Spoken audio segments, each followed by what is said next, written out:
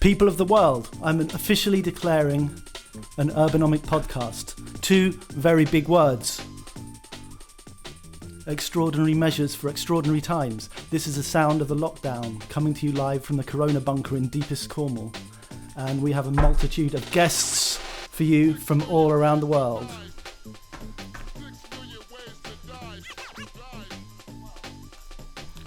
Okay.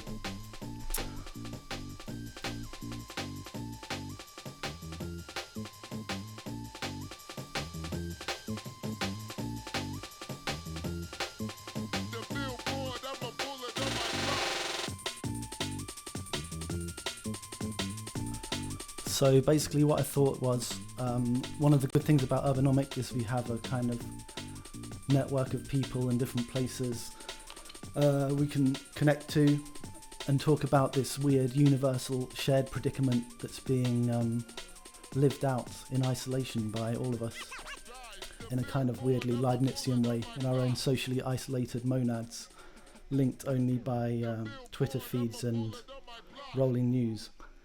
Arguably the best of all possible worlds. So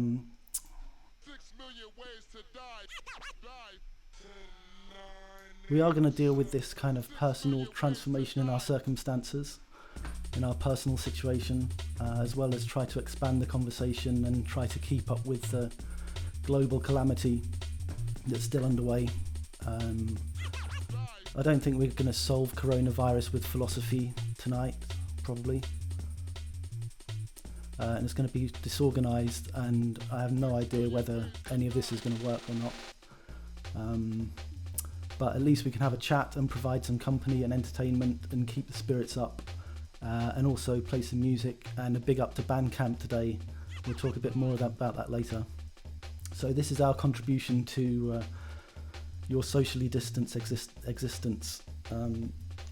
I've been trying to work out what the Urbanomic policy is, because I've got an email inbox full of everyone giving me their statements on their corona policy.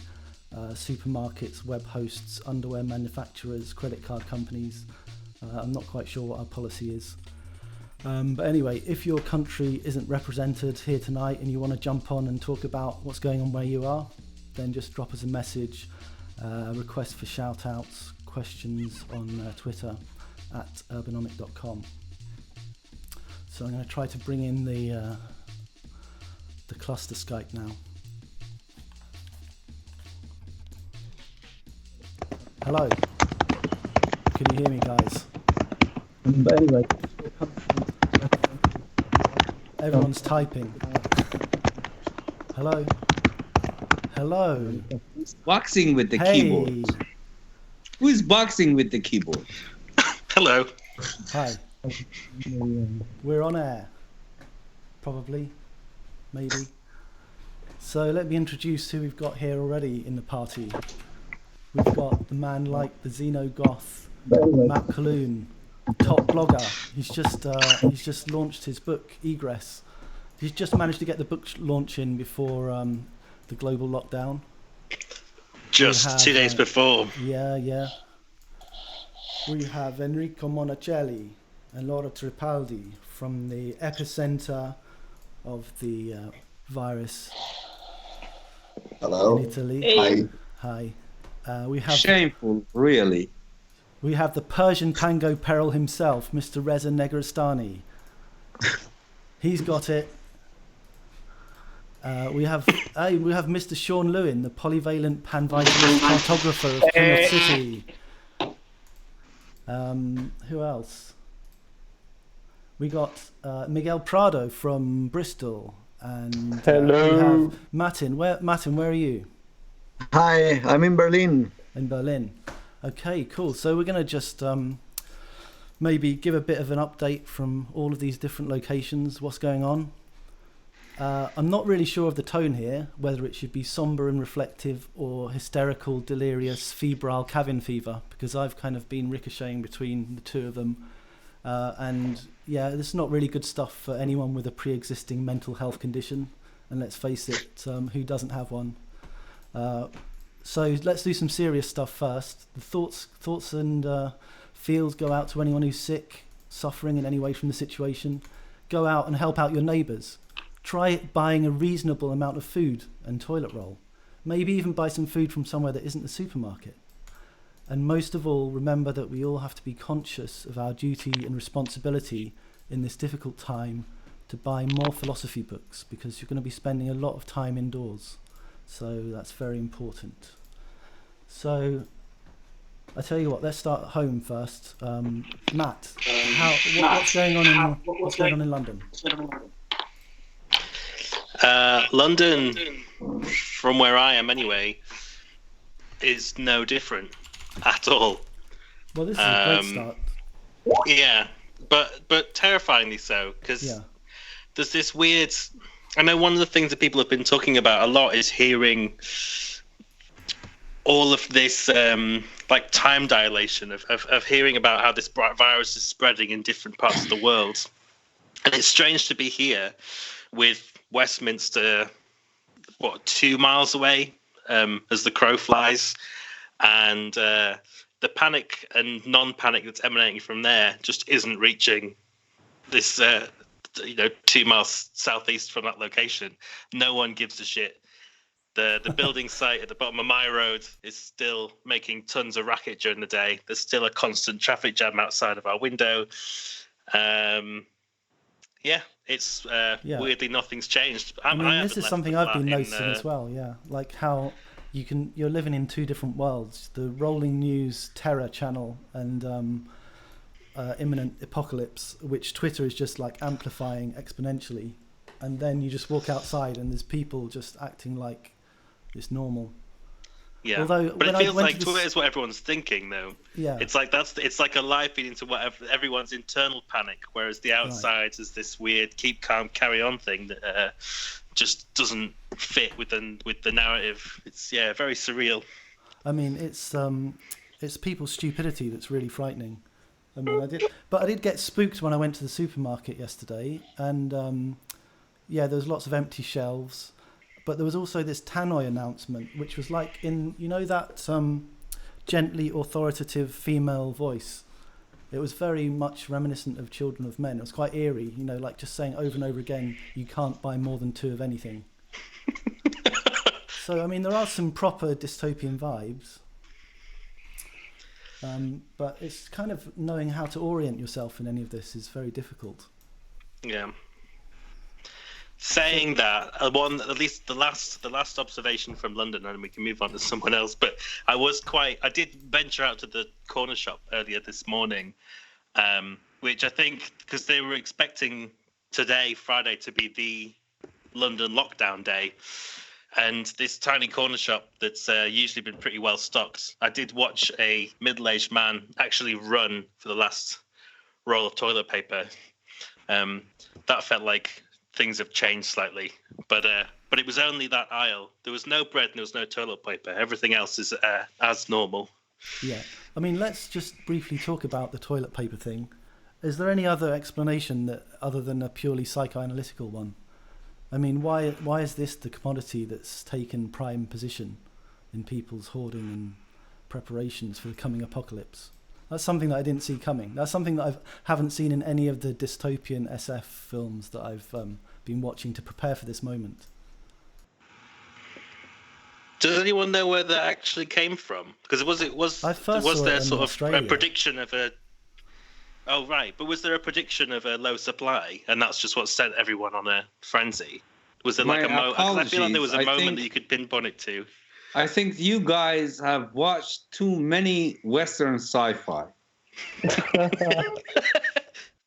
If you had installed a bidet or bought an aftabe, you will be in a better situation by now. Finally, the voice of reason. Yeah, well, this is it. I'm not bothered by any of the toilet paper shortages. I'm happy to wash my ass by other means, but the rest of the world does not come on with that. I'm glad we're hearing about this. Let me just drop in and say, that I give critical support to Reza's statement on this one.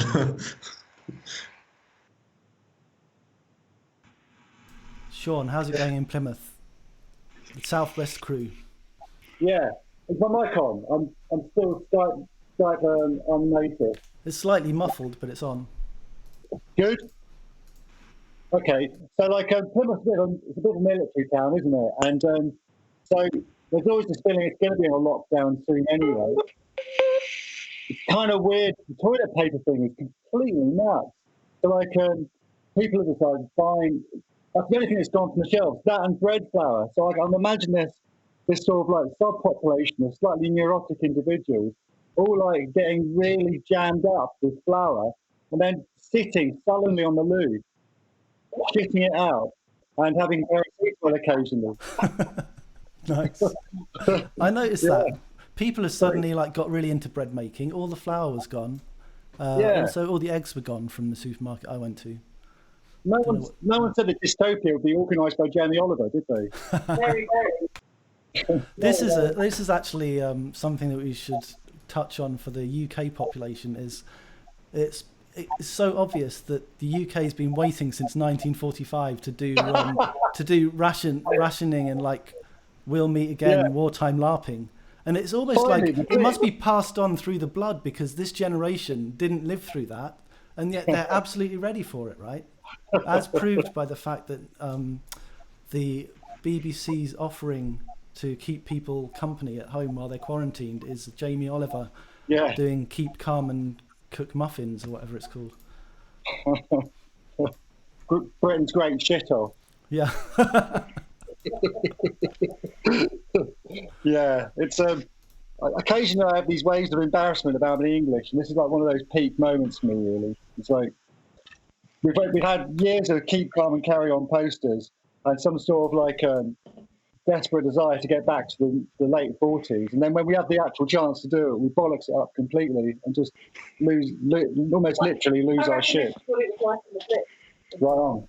I reckon people would fascinate each other for What's that? Lucy's saying she reckons that the Blitz is actually totally mythologized, and that in fact it was just as crap then. Oh really? Well, that's comforting. Yeah, that's Cool. People are wankers. Is the take-home message. Yeah, that does seem to be what we're learning. So, Enrico, how are you feeling? You're like in what is now the epicenter of the spread of the virus. I mean, the Italians have done well. How are you feeling?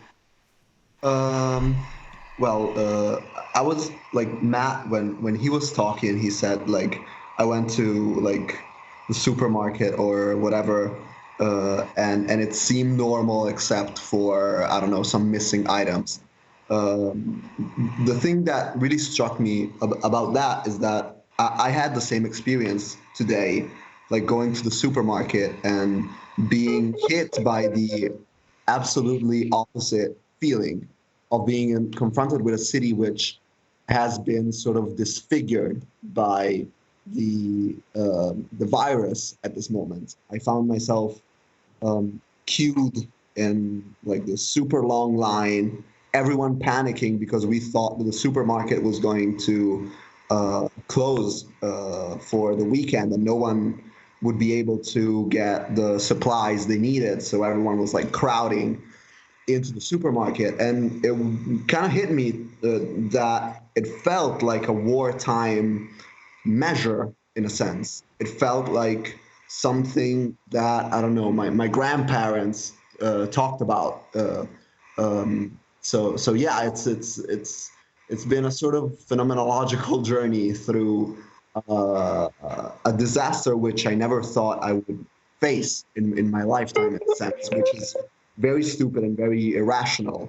But yeah, it was absolutely different. In the beginning, it felt a lot like what Matt was saying about London, that everyone was behaving basically as if it was the same as if we were going to keep on and carrying on in a week or so. But then it hit us that it was not that way. It was like beyond our control, and that we were going to be facing a crisis whose like consequences will be felt in the coming years, it will probably be like our our landmark as a decade. It feels it's a weird feeling. I don't know. It changed on like so many levels. For example, I don't know, the soundscape of the city. It's completely different. There's no sounds except for ambulances, and that's so unusual for Milano in this time of the year. So yeah, it feels like being like lab rats in a sense of seeing what the future is going to hold for everyone in the coming months, and it's really scary. It's I won't deny that it's taken a toll on me in many ways. That's really interesting what you say about the soundscape, because I guess that's it. It's the awareness that you guys are ahead of things in a way. You're facing the brunt of it, but that sense of sound is totally what I feel like we're missing. London, at least, London's always noisy, but I'm far more aware of the noise now, as if it feels like it shouldn't be there. And maybe that's, I think when that does come, if it comes, and it probably will come, that will be a really quite striking change. I think I can't imagine it. Yeah, I mean, one of the things that really struck me about this was, for example, I don't know, hearing the train going by. We live near like railroad tracks, basically, and it usually is like a sort of humming in the background of a wider soundscape. But now it feels like a sonic boom is going off in the distance. It feels like an actual bomb. You are tipped off by the experience of the train, which is not something we are used to. It altered the way we perceive the city around us in a way which is absolutely drastic, to say the least. I don't know, Laura, you want to? Yeah.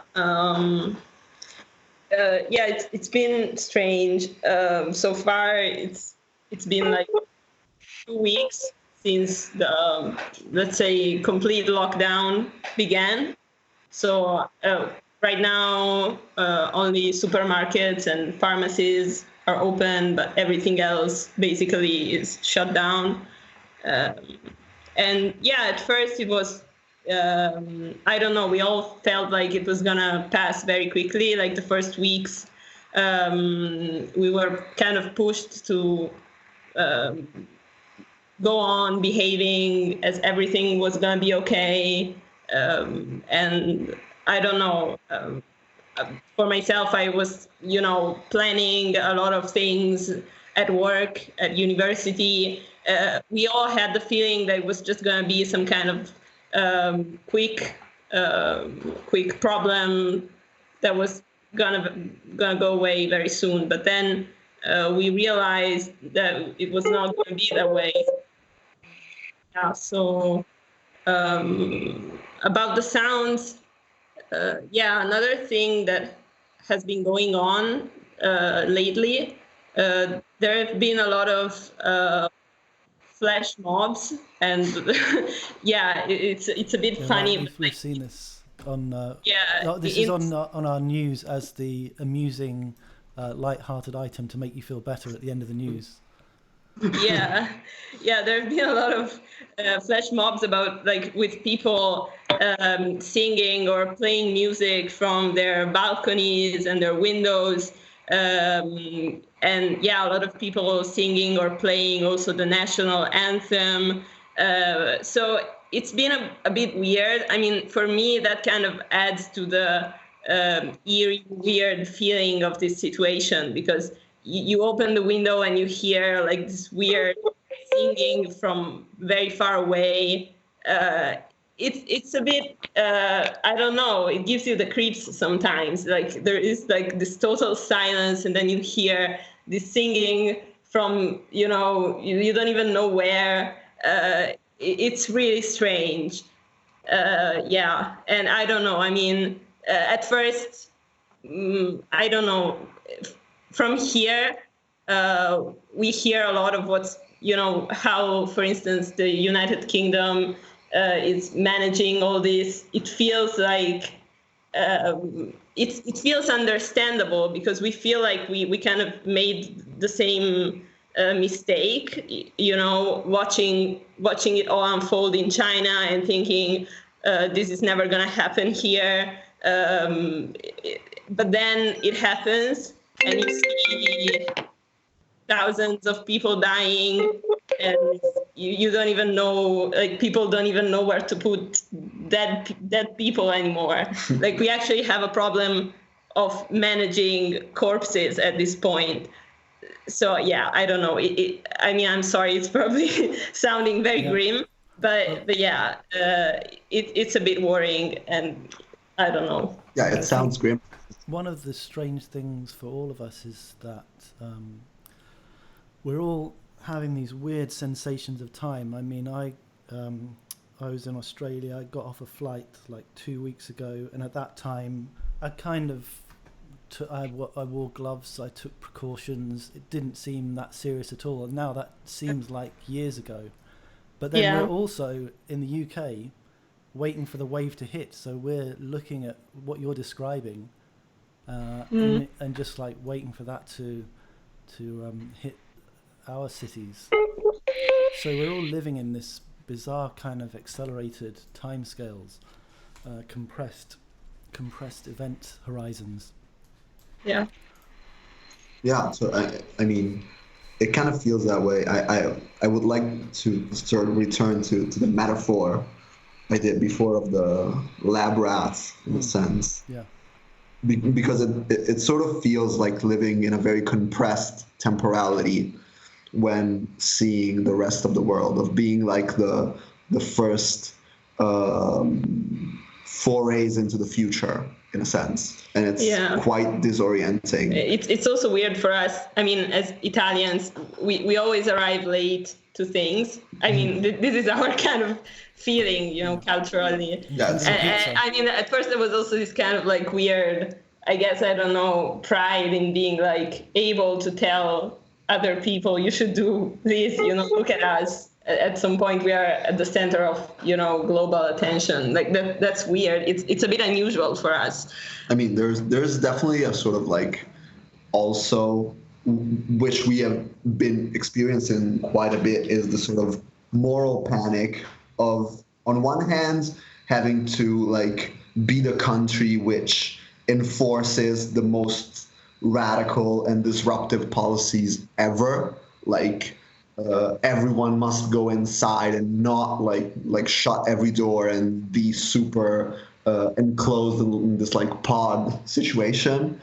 And also this sort of like weird pride in being like the ones who are carrying on, also sort of to give a sort of narrative to the suffering we're enduring, I think, to give a sort of charitable reading of this sort of securitarian need of facing the crisis, in a sense.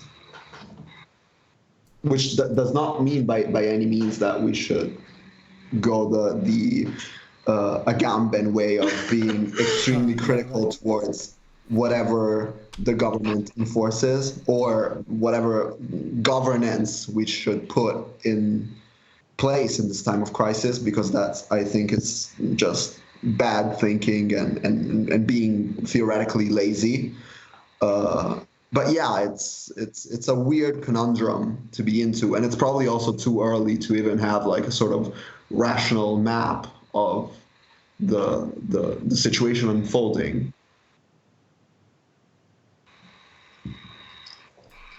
Yeah, I mean, how do you feel about the measures that are being taken and the kind of control that's being exerted over the population? Because the Agamben thing is kind of a part of a whole spectrum of bad takes, really, isn't it? Which go from, I mean, what's happened with Agamben is he's gone so far up his own thesis that he can't see what's really going on.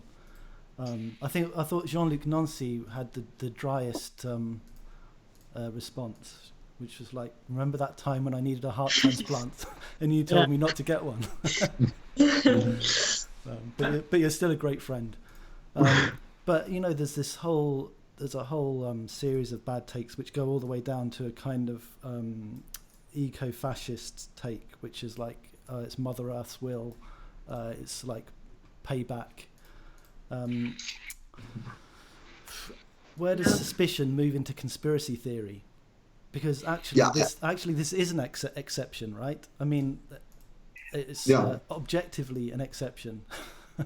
I mean, so I guess the question is how do you remain critical and vigilant about the kind of measures that the state is putting in place now, in which I think we all suspect are going to linger for longer than they need to, but also be realistic about the need to deal with the biological threat.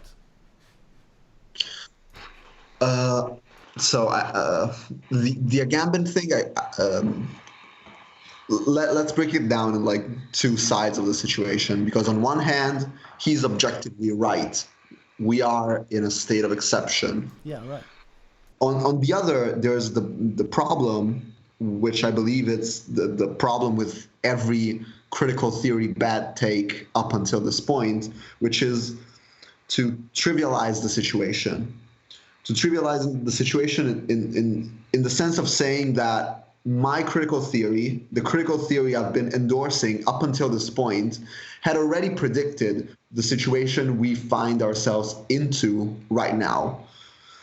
We've seen it with Agamben, who basically says that, yeah, we are in a state of exception, but we have been in a state of exception all along, so what's the difference at this point? It's just a little more severe.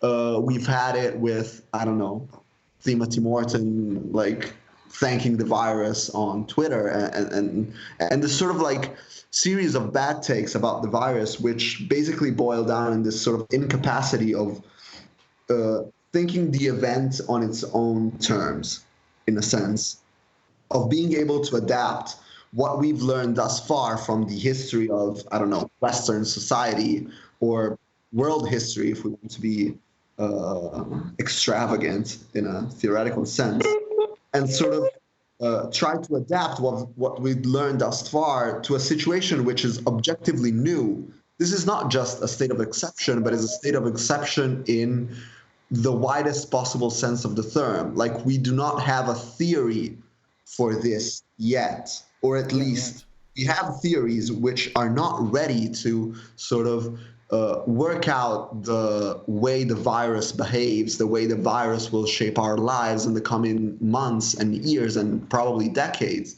We are still kind of in the process of making sense of history as it unfolds before us.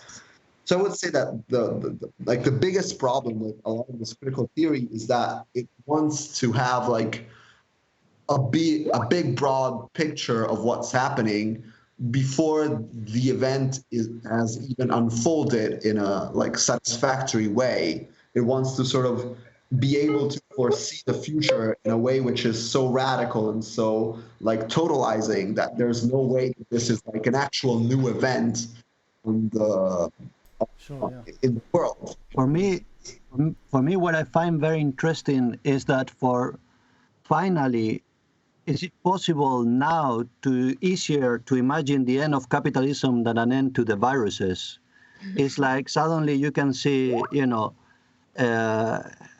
aspects of capitalism totally stopping, and then, people like Boris Johnson forcibly having to take measures that are more socialist than Corbyn's programs, the FT and other newspapers making huge claims for the universal basic income.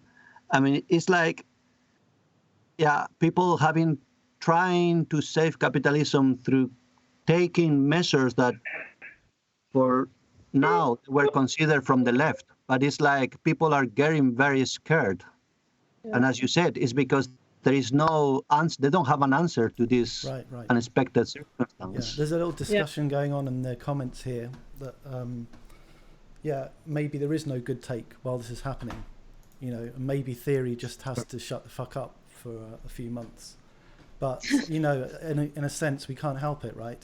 And the thing that I've been thinking about is, where does how do you find some kind of position between the legacy of the great philosophies of suspicion and pure hysterical conspiracy theory?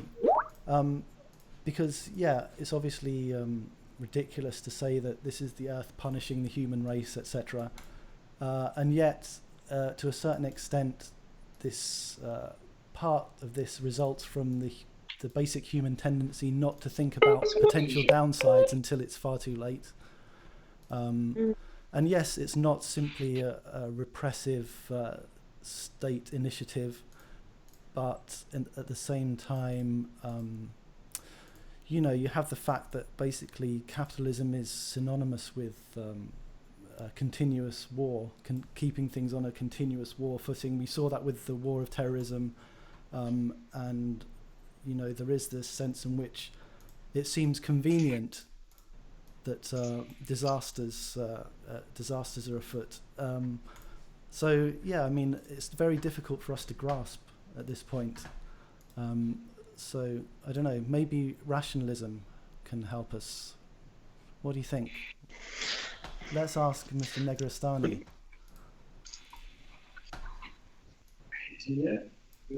Yeah. What? Reza, are you He's still there? fallen asleep. Yeah, my state cuts out. Okay. So rationalism can't help us. No. I said what's going.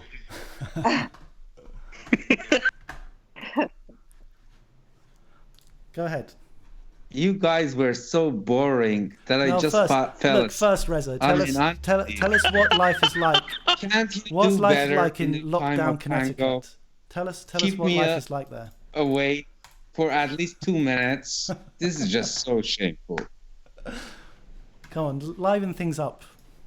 Okay, so what? But firstly, just tell me what life's like what life is like for you in small town Connecticut right now. Okay.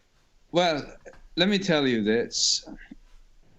Iran has already called back retired officers. My dad is a high-ranking officer in the Iran army.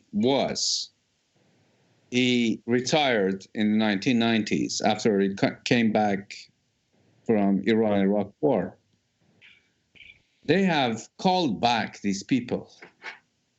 Do you know why? Because the situation is total chaos. Soon, this will spread across the globe. You should be really scared when a government calls back a retired army officer who has been in retirement for 28 years? These are all signs that there is something absolutely wrong here. I cannot tell you. I have been talking to people inside the Iran, my former friends who basically were doctors. They became doctors. I didn't become doctor because I didn't have that much IQ. And they were telling me that they are absolutely packed at this point. Hospitals, morgues, whatever, you name it.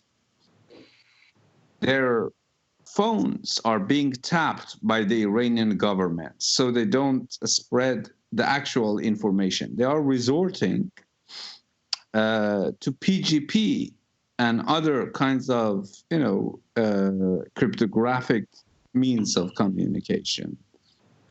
The situation in the U.S. doesn't look that great either. It is. I think that basically, guys, let's play some Nintendo at this point. I'm way ahead of you, Reza. Yeah, that's what everyone else is doing. Animal Crossing is going to be the new reality. It will be the main one. I cannot tell you how bad. This few friends from University of Haifa who are working on COVID-19. They have been, every day when I'm talking to them, they are saying to me that, oh, we have just upgraded our numbers. First it was, 500,000 people were going to die. No big deal, Then it became 4 million. Then it became 2 million. Then it became 40 fucking million. We've seen, I was just looking at the numbers for New York, which went from one at the beginning of the month to 7,000. It's looking pretty difficult. It is. We're going to talk to Catherine later, I hope, who's in the city in New York. I hope so. Oh, you're here. But truly, the situation is, any person who thinks that this is going to pass is basically fooling himself or herself. Anyone who thinks it's going to pass ever. Pass ever. Yes, pass ever. It's a singularity. Sorry. I didn't use the right qualification. Okay. Yes. Wow. Yeah, it is. It is truly. Right. One of, I think at this point, you need ask your governments to put the military force in place.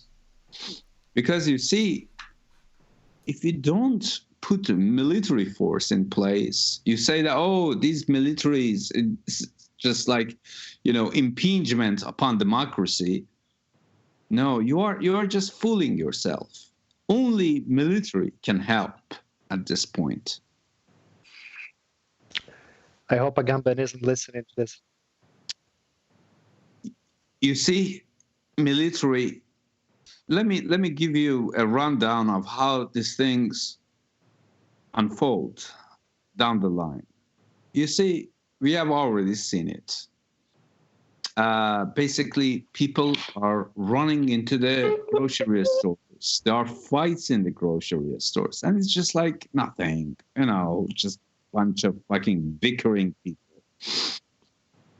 But then, soon enough, you will notice that people across different states become xenophobic to one another, not to other people coming outside of the state, but just simply, if you got, I'm a Connecticuter, I go to California, and they will shoot me on sight.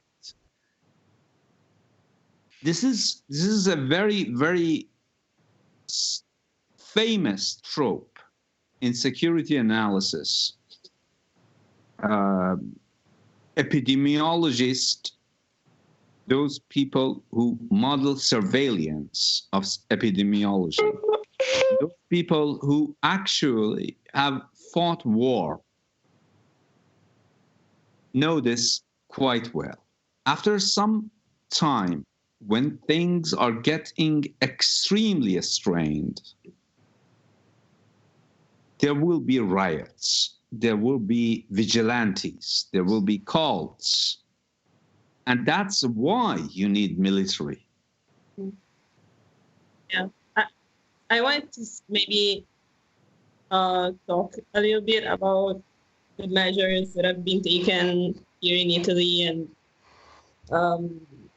I feel, there have been a lot of debate here about, of course, in the left wing discussion of course, the role of police and the military in all this. We feel that. To be honest with you, police in such situations is the most inept force. Yeah, at first there was like a lot of mobilization of police, and now the army is coming in to try to control the movement of people. But there is this it's kind of surreal, because there is a lot of control on certain things.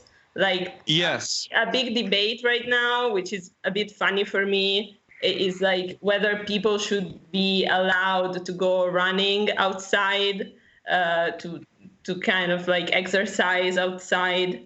No, And, I don't think that they should be allowed. Yeah, there is like a lot of debate about this. But on the other hand, a lot of people are saying, of course, that the production or the industry needs to keep running in a way. So a lot of workers still have to go outside and go to work. So a lot of people are actually questioning whether there should be so much control on just a single person going outside running, and on the other hand, a lot of people packed on a train to go to work because capitalism needs to continue in a way, and the production can. To be honest with you, you see, this is not about capitalism anymore. Yeah, sure, it is linked to it, but I think at this point it is really the idea that how many people can die during this crisis. Well, as I mentioned earlier on, the number of people who are going to die possibly is 40 million people. And 40 million people, I mean, come on, try to count it during your life. You won't be able to manage the count by the time that your life is finishing. Yeah. I think that at this point, we should ask military to be deployed. Mm-hmm. But we should also... We've got a question here, Reza, from the chat. Sure. Absolutely. What's preferable about the military intervention to just letting the riots run their course? What exactly is the military saving? What's the deal? Why are you so into the military intervention? Well, military intervention, the first things that they will do is that they will maintain a healthy curfew. 1. 2, they will actually mobilize their units to deliver essential supplies to people who are in need. Police cannot do that. Government cannot do that. Do you really think the military will be more competent at doing it? Are you kidding me? I'm not just Jesus fucking Christ. Reza, the military is the most competent unit. What about refugees? I mean, now, there's articles talking that the virus is entering there are Lesbos, and then obviously all the NGOs and everybody who was helping is getting out. I mean, obviously they are absolutely in the worst situation. Any person who doesn't have, for example, in the US, uninsured, undocumented, is going to get hit so hard, unbelievable.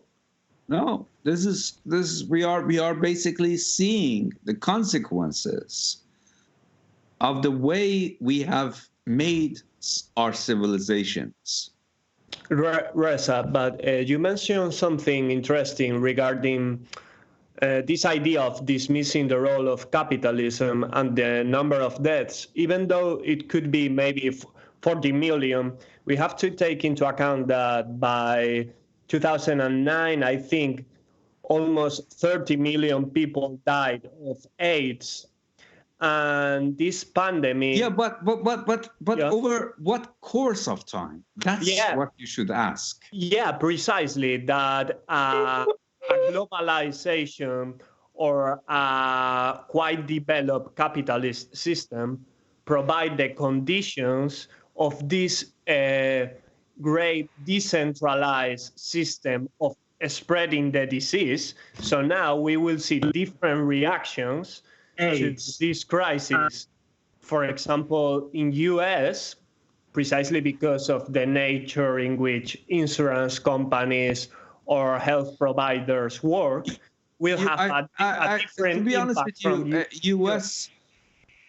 Yeah, I think that US at this point, from what I have seen, is absolutely. We have a Persian term for it, which is rather inappropriate, but I'm going to say it. Begah raftim, meaning that we have got fucked up the ass. Thank you very much. Okay, on that note, let's take a break, and we're going to come back. We're going to have some bit of music and come back and talk to Catherine Pickard of Sequence Press for some first-hand news of what's popping off in New York. Here. And we also have Amy's here. Hi.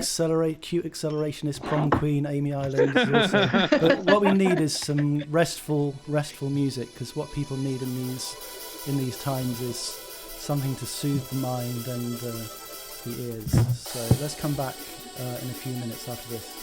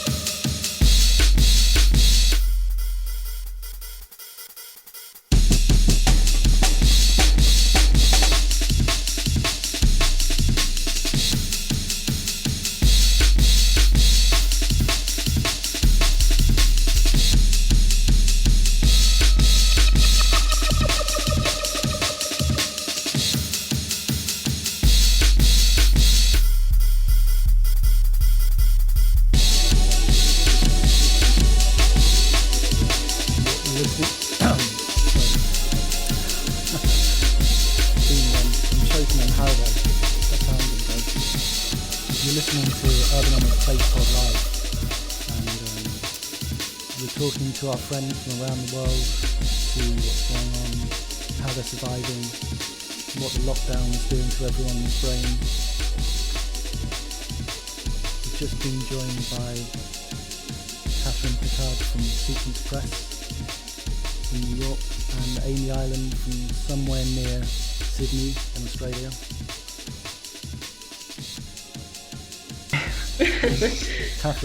Catherine, what's happening? How are you surviving? Is that New York's Yeah, hi. Right? Hey, And Hey. we also have didn't Nick's realise Land you'd here. slid into the chat. Yeah. Where are you, Nix? Yeah, I did it while Whereabouts in the everybody world else are you? wasn't paying attention. Where in the Snake world are you, style. Nix? You just missed the mega apocalypse prognosis of Reza. Oh no, did Reza leave? I'm sure he's coming back. He's probably I was gone for looking forward to him being inappropriate.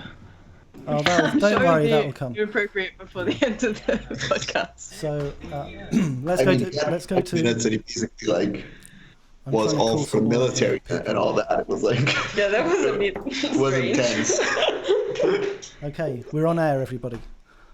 Catherine. Oh, hello. Oh, Catherine, what's Hey. up? How's it going in New York? Desolate New York. Can you hear me now? Yeah, we can hear you. Can you guys hear me? Yeah. Well, I'm a bit shaken up today because Reza accused me of being a COVID mercenary for leaving the house to go to the grocery store. Things took a turn here today because the governor issued they're calling it a stay-at-home. Oh, did I just lose you? no, you're still No, we're here. Sorry, I just lost you. I'm back now. So they issued a stay-at-home order in New York today, and they have been really particular about language here. So in San Francisco, they call it shelter in place, but they create them here called PAUSE, New York on Pause, which stands for Policies Assure Uniform Safety for Everyone. And what? That's so reassuring. I think Reza took a new acronym. But they were worried that people would start to panic and think about like Cold War or some kind of active shooter situation. Mm. Oh, can you still hear me? Yep, I can hear you. Yes. Yeah. Okay. So they changed this shelter-in-place language to stay at home, which just essentially means that all non-essential workers have to stay at home, and they're still defining what that is. So right now, like the list of essential workers are, what you think: childcare, utility workers, liquor store employees are on the essential workers list. So but also back to this language, the governor used his own mother's name for a particular provision. He's calling it Matilda's Law. So again, that's similar to what was happening first in Italy. Anyone over 70 is really has to stay at home. This is all exceptionally cute. I'm sorry? It's all very cute. Or It sounds eatable. like you're having a great time. It's all very reassuring. But what's it actually like on the streets? Behind the language? Well, Who's like headbutting their keyboard there in the background? yeah. Yeah, Someone's careful with that. deleting their whole hot take as we speak.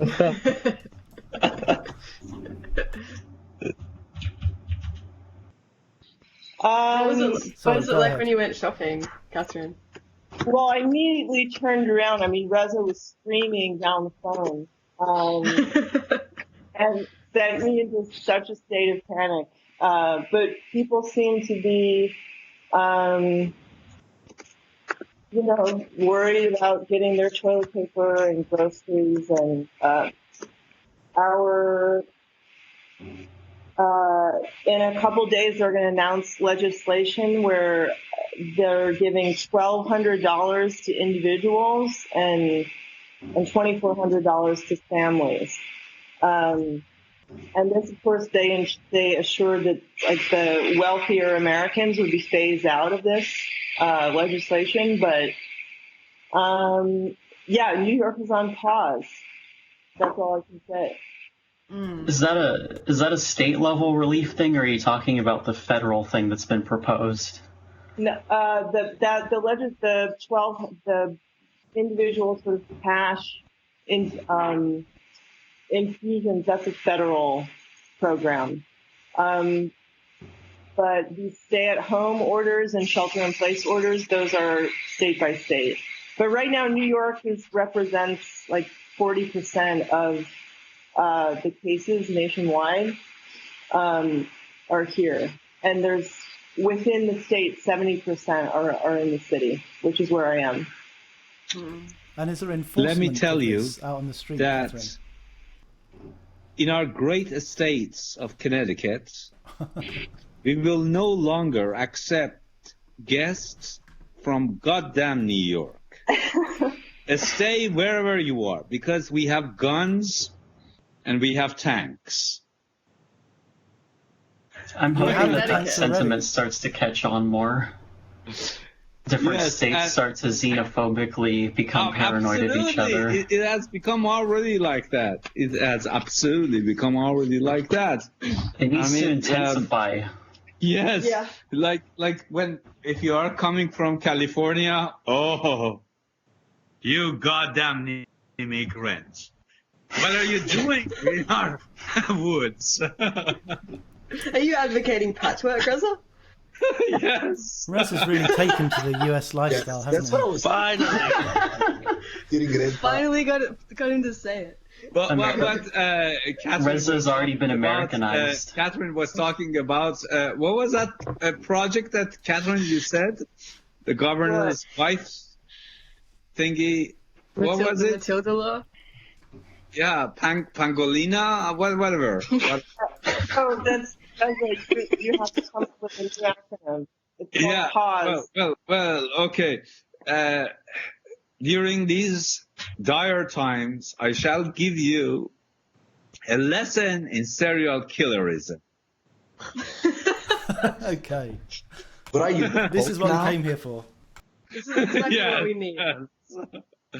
So, does any of you know anything about Leonard Lake and Charles Ong? I do. Yes. Do you know anything about Project Miranda? Oh, that sounds really familiar. That was the thing where they were trying to find a woman shelter. to prison. Yeah, create nuclear shelter.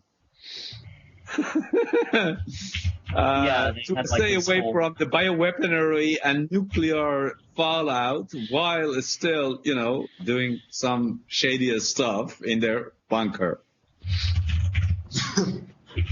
Yeah, they had like this whole plot to kidnap a woman and basically brainwash her. Yeah, Project Miranda. Check it. So what are you getting at here, Reza? What connection does this have to anything? I think that we should make such bunkers at this point. Oh, we should make bunkers. Brainwashing bunkers. But I'm not sure how I feel about that. Yeah, who's doing all that typing? Oh, sorry, that's really me. So, Nix, where are you in the world, and what's going on there? I'm on the West Coast, but I'm living in Oregon right now, so I'm between Washington and California, which are have two of the worst outbreaks in the country right now. Yeah. And so far, as far as I know, there's 88 cases that are confirmed in Oregon compared to like 1,000 in Washington and California, although I'm sure there's way more that we're just not aware of because nobody's doing any testing. At the moment, no, there's not been any quarantines imposed or stay in place or whatever they call it in Oregon. I know that there's been in California and I think in Washington. I'm just honestly vibing, just being a shut-in like I normally would. Yeah. Yeah, well, that's the thing for a lot of us, I think, is basically social isolation, social distancing, isolation, quarantine, not going out, not engaging in social behaviours is just like normal everyday life for me too. So it's hard to tell the difference.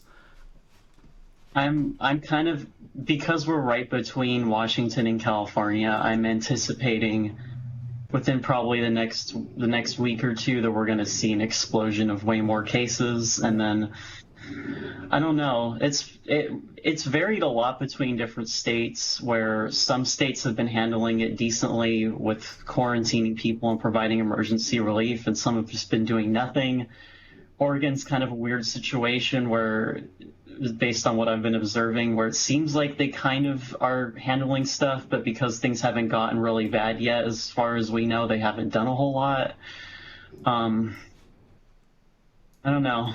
Right. I'm really interested to see what's going to happen in the next couple of weeks if any states manage to get their shit together and start providing emergency relief, because that legislation that's been getting talked about is, as far as I know, it's supposed to be like a tax rebate or something, like something that's going to be woefully inadequate to address all the problems that are going to happen in the United States once there are like millions of people dead. Yeah, but in the meantime, let's just keep vibing.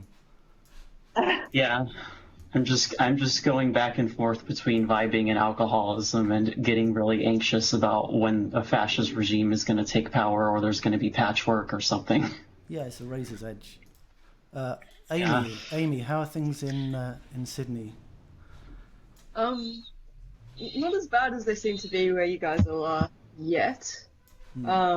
Australia's got, I think I just checked out the statistics earlier, like something like 850 cases. Most of them are in New South Wales, where I am. And everything is still kind of functioning as normal. She's keeping bats! She's keeping bats! That's for making the bat soup. This is in my brainwashing bunker that no one's supposed to know about. The worst thing, I think, so we're kind of at the beginning of the curve that everyone else is in, like, sort of climbing up now. I think schools are all still open. I teach high school twice a week. Nothing has changed there. Like, I'm going into work tomorrow morning to teach 2 classes of year 7 and 8 kids. I went to the supermarket yesterday. Like, people are panic buying, but like no one is really. I'm in Newcastle at the moment, which is a little bit out of Sydney. And no one is kind of wearing masks or anything, whereas in Sydney it's a bit of a different story. There's like a kind of sort of feeling of urgency on the streets, people wearing masks and gloves, and it's a lot quieter than usual. But here it's just like no one's really kind of absorbed the situation yet. So would you say in Sydney that the situation isn't so bad that if they take off the masks they would die? Or would it be extremely painful?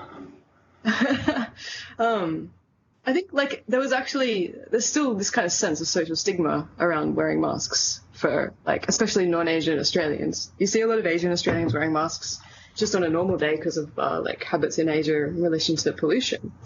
And I know that when the SARS epidemic was happening, I don't know how many years ago that was, but there was definitely this feeling in Sydney, like there were kind of like every now and then you'd see people wearing masks, and there was this real feeling of kind of xenophobia around that sort of vision. And I think that's carried over to the current epidemic. So people are kind of like not wearing masks because of social stigma. The people that you do see wearing masks are Asians who are much more habituated to it. It's kind of much more a social norm in Asia. So I still think there's this kind of feeling of like someone got beaten up the other day at a university for wearing a mask. I was on the train, like coming from Sydney to Newcastle the other night, and was getting teased by some people because sitting on the train with my like apocalypse gear on, wearing a mask. So there's still is that still the case with Sorry, I was going to say, is that still the case following all the wildfires and things? I thought that it seemed that masks were getting normalised a bit more elsewhere. But I guess maybe that's not the case where you are. Yeah, maybe not in Sydney. I think people were like buying masks around that time, which is cool because like they're sort of people have them on hand. But I didn't really see anyone in Sydney wearing them because of the fire. I only actually got back to Australia from Singapore though, like towards the end of the bushfire apocalypse, so I didn't see the worst of it here.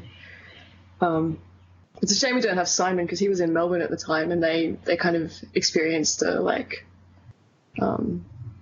big kind of like tail end, what's the word, increase in the bushfire problem was just at the end of the fire season. So it could have been worse in Melbourne. I imagine Simon's probably feeling it more than anyone, having been just left Australia after that, coming to Europe for his tour, and then having to head straight back to Australia because of Corona. He's he was spread out across it all. Yeah, he was supposed to come to Italy. That's the funniest thing. He's probably the one who's been sort of affected in an indirect way, the most in a sense, because We've he got was. to send a shout out to Simon because he certainly was looking forward to his European tour, and he had to go back. Yeah. And shameful. If there's anyone we should have here, it's Simon, because applied Ballardianism is really like the guide that we need to the dystopia we're living through. Absolutely. Yeah. Big shout out, Simon Sellers. Bunch of penal colonies and colonialists and Roman soldiers are telling each other congratulations, Really shameful. Really. I mean, don't you have a shame at the end of this time? Hey, serious. Let's play some music. You're calling for military rule. Hey, one of the... You're conflicted. You're like military rule in... I guess it's... Are you calling for military rule inside a patchwork context, Reza? So heavy militarization of state against state? Reza wants a patchwork of states of exception. I think that's what it is. I'd like to just add for those listening that Reza's beard has grown to dangerous lengths now. There's bats living inside that beard. Well, I noticed that as well. I think it's like a clear sign that he's gone into like full survivalist mode. Yeah. We should all be probably worried. Well, he's talking about Project Miranda. I heard from my mom. When I was a kid that, Reza, if you cut your nose hair, you might get plague. Well, since then, I have growing my beard. Reza, are we really going to start talking about your mum? Let's listen to some music. Hey, so one of the good things that happened today is, for those people who don't know, Bandcamp is waiving their portion of income, and they're giving 100% to the artists. So if you haven't already, you've still got an hour to, I don't know what time zone they operate on, but hopefully you've still got time to go and fill up your trolley and get some great stuff. And one of the things that I got today, which is very timely, is Proc Fiscal has been making some remixes, all of which have a long-based theme, especially for this week. You can download them on Bandcamp. So I'm going to play one of these tracks from his volume 1 of his coronavirus remixes. That boy's got his own ringtone. It's the only one I know. It's the only one I know. That boy's got his own ringtone. It's the only one I know. It's the only one I know. That boy's got his own ringtone. It's the only one I know. It's the only one I know. That boy's got his own ringtone. It's the only one I know. It's the only one I know. Answering missed calls, waiting up the cell phone, sending you a text saying call you when I get home. Taking up the work clothes, working in a coal mine. 45 group texts, 50 group DMs, send another text asking me if I seen them. Pushing back the deadline, gotta make my bedtime. Then I crack a smile 'cause I love you and I do it all again.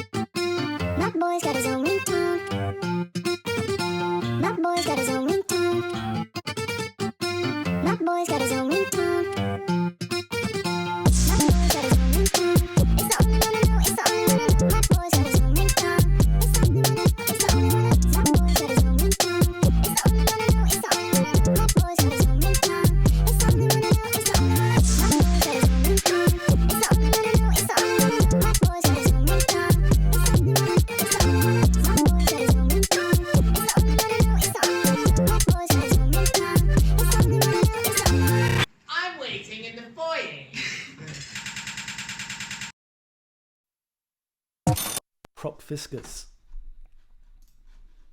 That is Proc Fiscus's remix of Ringtone, and you can find that on Proc Fiscal Bandcamp, Long Edit Volume 1, and he's going to continue to do more of these remixes every week. So the room's filling up now. Apologies to you guys if I'm missing anyone out. I can't even remember who's here anymore, but 4 million. We've just And then suddenly it became 40 million. I mean, how do you get these numbers? It's bullish for Corona. Do you know we've just been joined by Mr. Tom Moynihan? Is that right? I'm here. Yes, the spinal catastrophist. And I think this is going to be a fitting moment, if there ever was one, to announce that we're currently working on Tom's next book for Urbanomic, which is going to be on existential risk. And you're going to have to add another chapter to that now, boy. If you're still alive. Yeah. Shameless doom profiteer. Yeah, that's me. How's it going? Yeah, if I survive long enough, there'll be a ramified plague chapter, so everyone can look forward to that. There is actually plenty of plague already in it, so I just need to, yeah. What's your prognostication for the coming plague season then, Tom? Hopefully, this will force us to get our act together for the worst stuff coming. Oh, right. That's not really a good spinal catastrophist slogan, But if you should have a good spinal told catastrophist slogan. Lay supine. Yeah, lay supine and allow fate.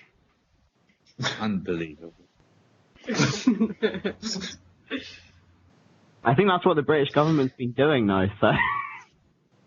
been pretty fine so far.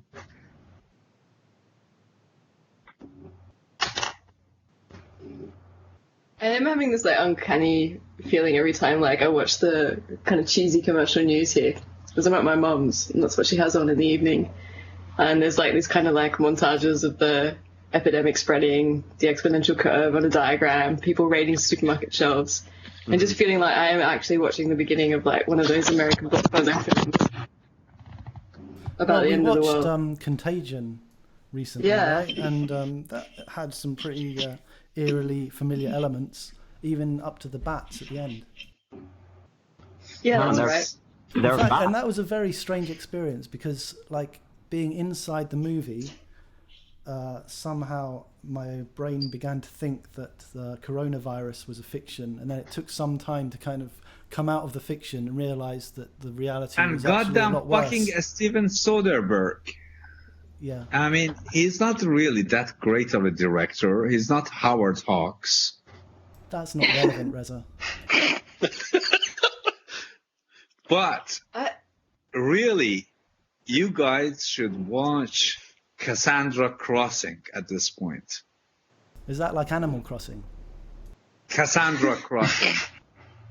As in Cassandra the Prophet? Yeah. My God. Totally superb. More and more irrationalist as the time goes by, it heads up. There was also, I don't know if this was last week, when some government official of Iran, like the health minister or prime minister or something, was on TV and clearly had coronavirus symptoms and was telling people everything is fine. Yeah. Just talking about feeling like we're in a movie. It's something that one of my friends pointed out. A lot of politicians in Italy are getting coronavirus, and it's increasingly strange. But I mean, there was a lot of talking also about what the parliament should do, because it's a big gathering of people, but you cannot just pause democracy and send everyone home, but there is kind of no way apparently to have these people just use other means, maybe I don't know. So yeah, a lot of politicians are getting sick here. Yeah, Well, In Spain, it's also the same to the point that the parliament is shut down. And actually, on the 8th of March, there was both the women's demonstration, which in the latest years it has been the biggest in the world. Yeah. Very, very important. At the same time, the extreme right-wing party Vox was having a huge meeting. Probably, so the biggest people kind of concerning these demonstrations are like, the Minister of Equality from Podemos was at the forefront of the 8th of March women's demonstration, got corona, and both two of the most important people of the Vox party also got corona. So they, probably they had symptoms, but they didn't stop this, and I guess many people got infected that day. Yeah.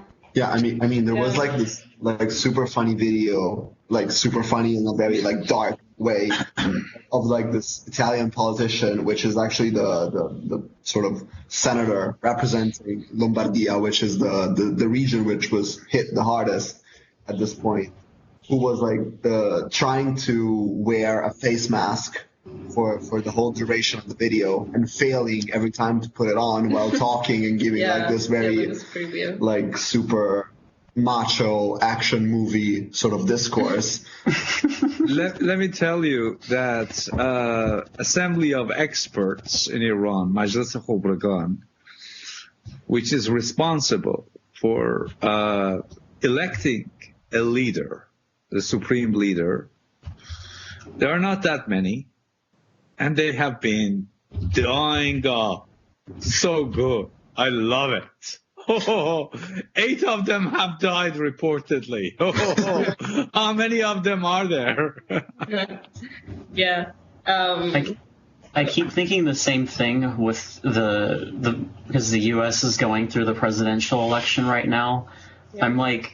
I've just been in the Groiper pose the entire time watching this, just waiting for all the high voter turnout that's going to be inevitably be boomers that are more susceptible to catching coronavirus, and the entire voting base, and possibly some politicians are going to end up getting culled by Corona-chan.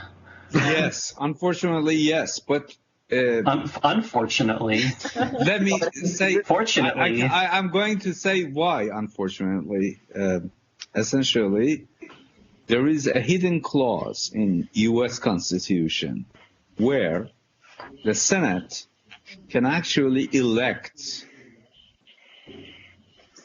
an incumbent president for the second or even the third term in the time of crisis. Yeah. Think about that. Yeah. I mean, honestly, no matter what happens, unless, at least last time I checked on the state of the Bernie Sanders campaign, no matter what happens, Trump is going to win again anyway. I would be surprised if Joe Biden wasn't on his deathbed right now, and that's why he hasn't been in the public. Yeah. But they postponed most of or at least 7 states have pushed back their primary voting. So everything's just kind of in a There won't be any election, guys. There won't be any election. Don't get overexcited. Yeah. Going back to International Women's Day. Yeah, it was suspended also. I mean, all the, demonstrations here in Italy were suspended as well. And I mean, it's a very big thing in Italy as well. And yeah, it's been a bit strange because a lot of us were looking forward to, the 8th of March and just go in the streets and kind of have this moment of community. Because, violence against women is a very big problem here in Italy. And, a lot of people are kind of concerned right now about, for instance, abortion rights, because with all of these huge emergency going on, hospitals being entirely, full of people, abortion rights, which are already always, endangered here in Italy, are even more hard to obtain. And also there are a lot of women that are, of course, isolated at home. And there is a lot of concern about the safety of women, Yes. From the news that I have heard from Iran is that right now hospitals don't accept anyone. Yeah. Like, you might have a gunshot. Yeah, absolutely. You might have been, I don't know, sexually abused. There is no room for you in the hospital. Thank you very much. Go back home. Yeah, it's the same here. I mean, I think everyone is worried that anything can happen to you. Like, if you have any kind of injury for whatever reason, I mean, it's going to be really hard to get treatment right now. So it's not just coronavirus, but it's because of the density and the amount of people being, in the hospitals right now. There is no way to get treatment for anything. Yeah, it's like, I don't know, it's one of the reasons why before, when talking about theory, like at the very beginning of this whole thing where we started talking, I was like saying that it's too early, or we do not have an actual theory of what's going on, because there's like a breakdown of governance at a level which I don't think we've seen in the recent past in any way, shape, or form. It's the closest we've ever been to an actual collapse of the governance structure as a whole, which I don't know. It kind of makes me think about, I don't know, Reza's calls for it makes me think about Reza's calling for the military as sort of a wider call for a new form of governance, which can sort of arise out of this moment of crisis, which I don't even know if it's possible at the moment, or if it's even like rationally meaningful in a sense. I don't know. It's sort of doomer reflections at this point. Talking about the lack of theoretical reflections on the situation, what I'm finding quite interesting or even funny is how people are using all the kind of concepts regarding the COVID-19, like the curved and the viral qualities. So they're basically incorporating the conceptual tropes regarding the virus to talk about other issues, like the fake news, the spreading of disinformation, and many other things. Like they use the curve as a way to kind of navigate the current situation. Yeah, absolutely. And there is something interesting, because it talks a lot about the way in which we are unable to use this actual data to proceed and admin our daily lives under this situation. There is something that they taught me about the situation in Spain that reminds me the situation that you were talking about, Italy and abortion, that a person had a surgery scheduled 2 days ago, a spinal surgery, and they said, they double check, and they say, yeah, please come to the hospital, we will do it. And so you have these different temporalities in different countries. And suddenly the patient went yesterday to the hospital, and they said, no way, there is no way. And the family was like, but yesterday you told me yes. No, but the situation is completely different today. There is no way that we can proceed with this. So even though we have the data, we read the same newspapers, we have access to the same kind of data, temporalities are like completely different depending on the country. And you have this playful way in which governments, they are treating data, and they speculate with the potential results if you change this or that. But yeah, it's awful. Yeah, things are changing so quickly. Like a few weeks ago, we had some politicians launching this kind of campaigns to like go back to normal, just go around, live your life as if nothing's going on. And then like those state politicians right now are in quarantine because some of their colleagues got coronavirus. So it's a bit surreal because you see these people 2 weeks ago going around drinking in the middle of, a lot of people. And then the next week they are quarantined and telling everyone to stay at home.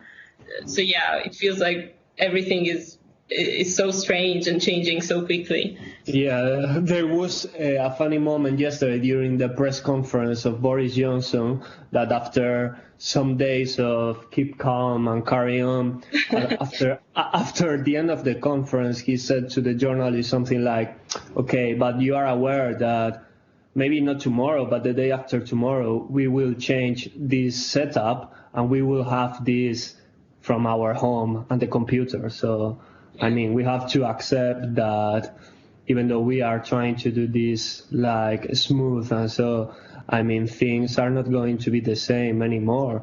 We are taking for granted, this kind of face-to-face situations that they will change dramatically sooner than later, yeah. But look, people... Who else looks at the English response and thinks it's a catastrophe?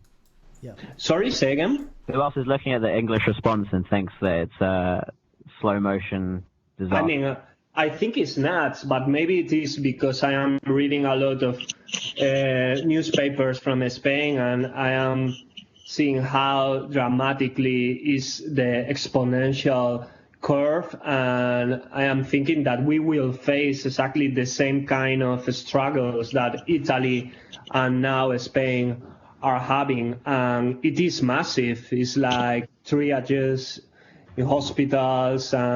Now Italy has more than 4,000 people dead. Spain is more than 1,100 people dead. It's like, and UK with a huge node for capitalism as it is London. It's gonna be mayhem. It's gonna be fucking mayhem. Miguel. Put some effort in it. We didn't manage to conquer the Roman Empire. Hey, come on, let's not get onto pizza yet. Let's leave the pizza question till last. That's going to be the climax of the whole show. But I was just thinking, people, we're sitting around here. Everyone's like, shit's going too fast. We can't come up with a theory. Aren't you all meant to be accelerationists? What is the contribution of accelerationism to our current situation? I mean, we're living it, but I mean, I think we're stuck in this situation where we have to admit that we're on the side of the human security system. We have to be if we want to survive, right. And the situation that we're in is showing us that with absolute clarity. It makes the fact that I think I kind of tweeted something about this the other week. The coronavirus is really like the absolute instantiation of all of these accelerative attributes. It's exponentially it's more accelerating than we can ever be. Well, it's just the model of it. It proliferates exponentially. It crosses borders. It doesn't need to have it's absolutely bereft of any kind of conservative notion. The virus is also evolving, tweaking its own codes in order to better use us as hosts. And we're just sort of stuck here on the side of conservatism, security, trying to hold it back, and it's absolutely caning us. So I think it demonstrates exactly how that thing plays out. Does that invalidate accelerationism as an option for human thought then? If ultimately we always fall back on the side of the human security system? I think we have to allow ourselves a pure cunning, and let's sort of try. We can't outstrip a virus's reproduction mechanisms, but we have to watch out for the reproduction mechanisms of the military state as well. And so we just have to we have to pick up theories and put them down as quickly as we can, because there's no theory to keep up with the disintegration of our society. We just have to keep moving, basically, and keep building social bonds which are pragmatic and functional. Thank you. Yeah, but I cannot believe that Amy just said that we are on the side of human security system. Yeah, but Well, we have to be, Reza. We can't. I mean, this is what it's demonstrating for us. It's so disgraceful. This is what cuteness does to you. Do this. But I don't think this is a contradiction at all. I mean, it just shows us our affordances in the situation. I mean, it is totally stupid to be a human and be saying that. Like, I mean, can I trigger Reza a little bit about this? Yeah. Because I completely agree with Amy on this one. I think we are absolutely on the human security system side of things at this point. But at the same time, I think that what this shows, like, let it burn. Let it burn. If you are a true accelerationist, let it burn. Yeah, but hell yeah. That's the thing I wanted to go at. That's what I think that this virus is showing in the most dramatic sense is that it's our human security system as a thing, sort of planetary thing, is absolutely unable to sort of contain this movement in a sense. I'm so disappointed in all of you guys. You unconditional accelerationism, right accelerationism. But I'm not saying that you don't want to be on the side of the. I mean, come on, guys. This is the moment that we should end humanity. You haven't gotten to hear me talk yet. But Reza, that imperative that we should end humanity is already being obsolesced by the work of the virus. What I'm saying is it just shows absolutely clearly what our agency is in this situation, and that we are like where we lie as humans, even as accelerationist thinkers in this particular situation. I'm not saying that it means that your affiliation is on one side or the other. It's just showing that we have no agency. Rationalists will definitely survive. It's confirmed. Well, this is when I was talking to Robin yesterday when he was in the shopping center, like taking photos of the empty shopping aisles, and just like this is the absolute refutation of the space of reasons, isn't it? People literally beating each other up in the shopping center. I think at this point, we cannot just make jokes about each other. I think that we are in the dark at this point. Okay. Yeah. Isn't that one of the first symptoms of coronavirus? The Neo rash. Yeah. Nice. I actually disagree to some extent with this argument that the coronavirus is revealing that it's, I guess, basically only coherent from the point of view of a human to be on the side of the human security system. I think that and part of this is because it varies between different regions. Did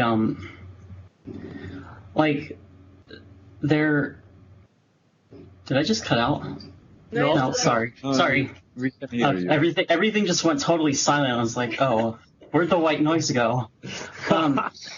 So in Europe, and this is exactly what I would expect to happen. In Europe, you have, the human security system is clamping down and consolidating more power to control things because of the virus. The United States, on the other hand, is a very interesting case where you have different areas of the United States that are ostensibly all under the same government, the same nation state, that are responding to it differently. Meanwhile, the federal government is totally useless, is not doing anything, and is really not doing anywhere close to what other countries are doing in terms of consolidating power to the human security system. But do you really think that United States is less capable to control this than any other nation? I actually don't think so. Yes, they were lazy. I think you underestimate the incompetence of the United States government. No. To be honest with you, I think that they got the message from Pangolin himself. At this point, they are going to go so much harsh on the entire continent, North America, you can't even believe it. No, don't underestimate these people. But Reza, do you think it's possible that in the States they do coordinated responses like in China or Korea, in which you put like people with the virus under quarantine in particular hospitals? I think it's quite unlikely that the hospitals or health providers To be honest with you, I don't believe in these kinds of things. These are Niklander stories. Absolutely, China and South Korea don't have Let me just point one out, Nick moment was of invited reprieve. and he hasn't turned up. There will be so many new cases. Well, there's a couple things here. Setting aside the fact that the United States' government is pretty disproportionately functions to serve the interests of the bourgeoisie. We already have an infrastructure that is so woefully inadequate compared to European countries, to take it as an example of that, especially compared to China. No, what are you talking about? European countries are just screwed. Totally. I mean, But look really, at them. But do you Look think at the States is gonna do better than Europe? No way. I mean, they are going to. Oh my! You are going. Friends. I think they're going to do a lot worse. Show the might. I'm putting all my money on the American empire at this point. You've been Americanized too quickly. This is disconcerting. Psychonopedia speaking here, ladies and gentlemen. Let's take a break for some drum breaks. Come on.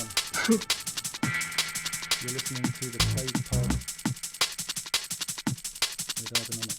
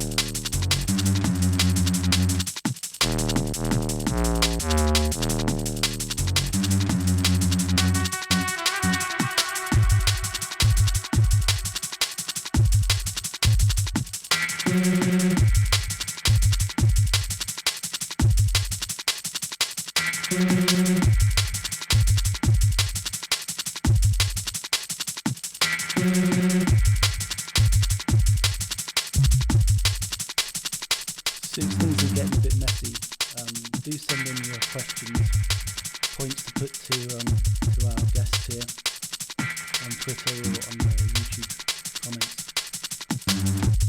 It's the sound of the lockdown with Ray Peace. bring in the tanks.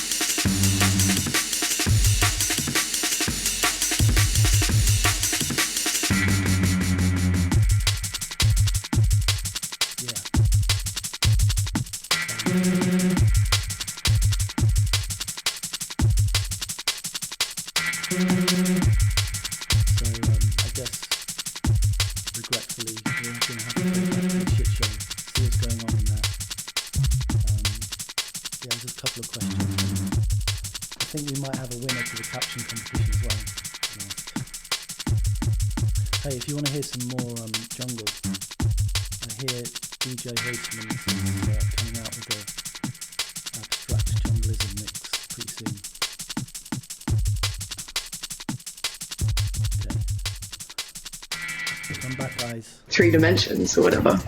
Yeah. Sorry, I misunderstood the point you were making. That's all right. I think I didn't express it very well because I think a lot of people didn't. One thing that I've noticed, I mean, I think it's maybe everyone is noticing right now that, in a way, local governments are much quicker in taking action against this than, centralized or, I mean, for us in our small reality of Italy, local regional governments have started taking their own decisions independently of, the central government.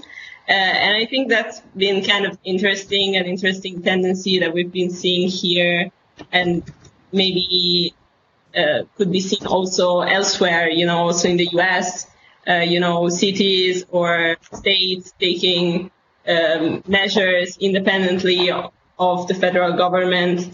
I don't know.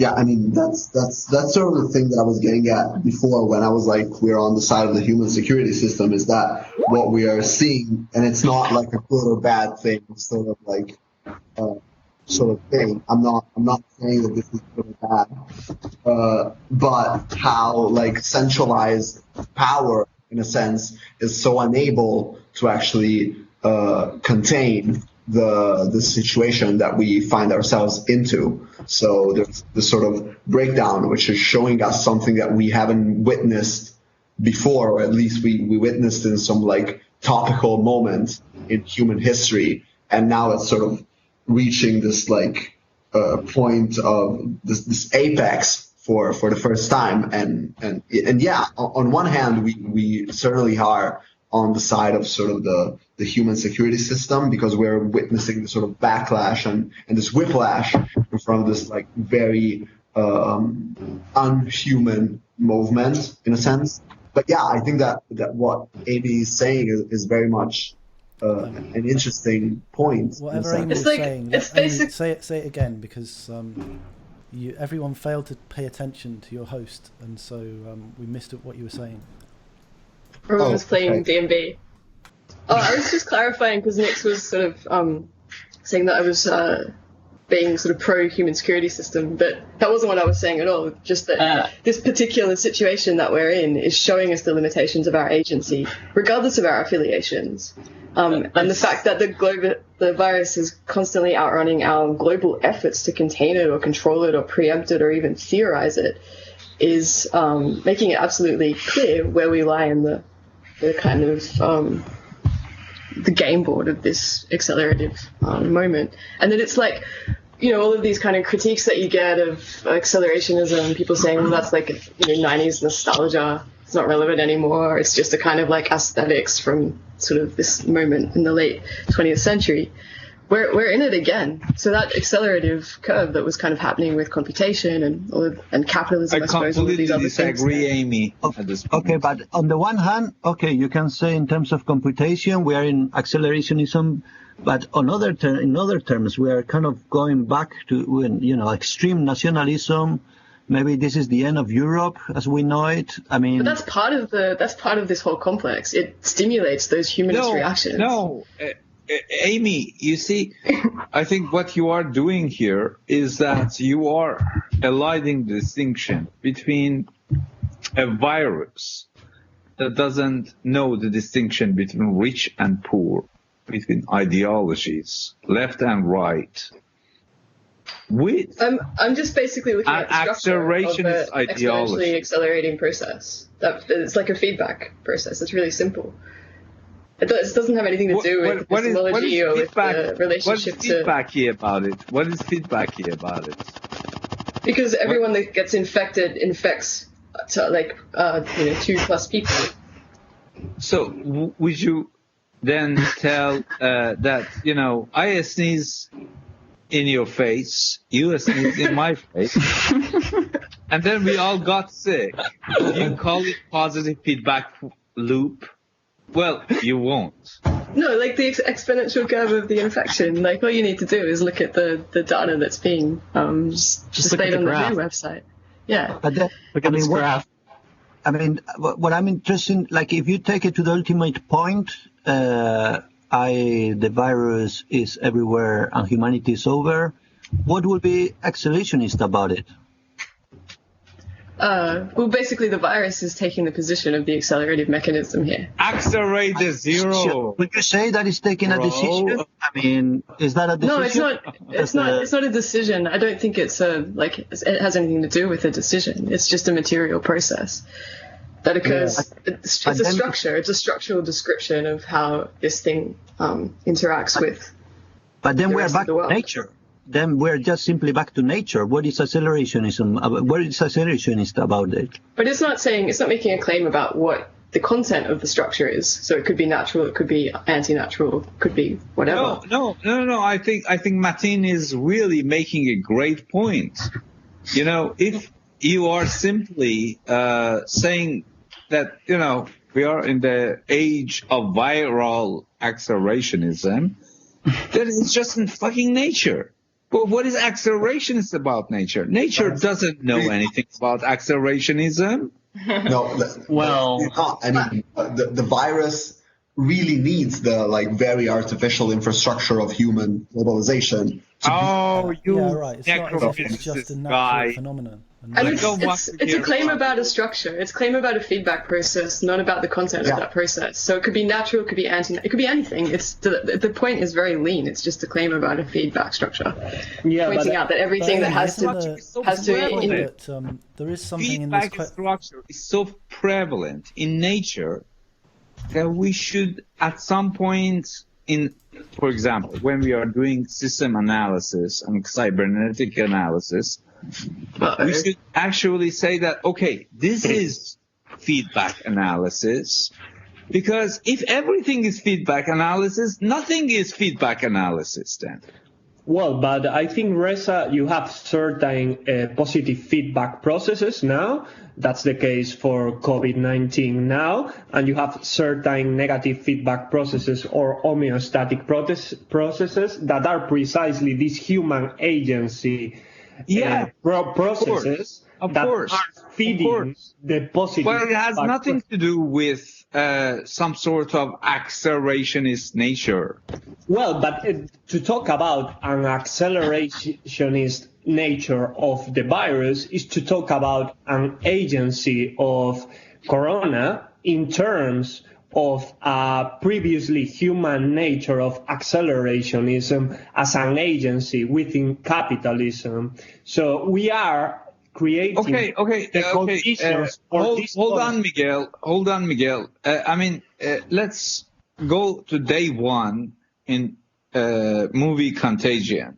Well, we see deforestation happens, okay?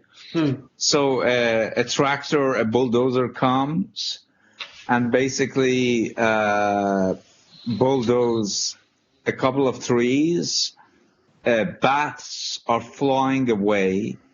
Then they start to go to the human habitat, right? But that's not accelerationism, really. It's just... Who's saying that that's accelerationism? What? No, it's not accelerationism. No one's saying it is. Okay, good. Because it's can I just turn this off to a slightly different direction? Because this is it's been making me think a lot about. Literally, kids. We haven't seen accelerationism yet. Okay. Reza's got the coronavirus. Coronavirus of the brain. I'm hallucinating. But we're watching something that is looking quite like a singularity unfold, because we can't predict it. It's showing how all our attempts to preempt it, to ward it off before it really gets its teeth in. That's not singularity. Just because we can't predict something, it's heading towards that. Make it a singularity.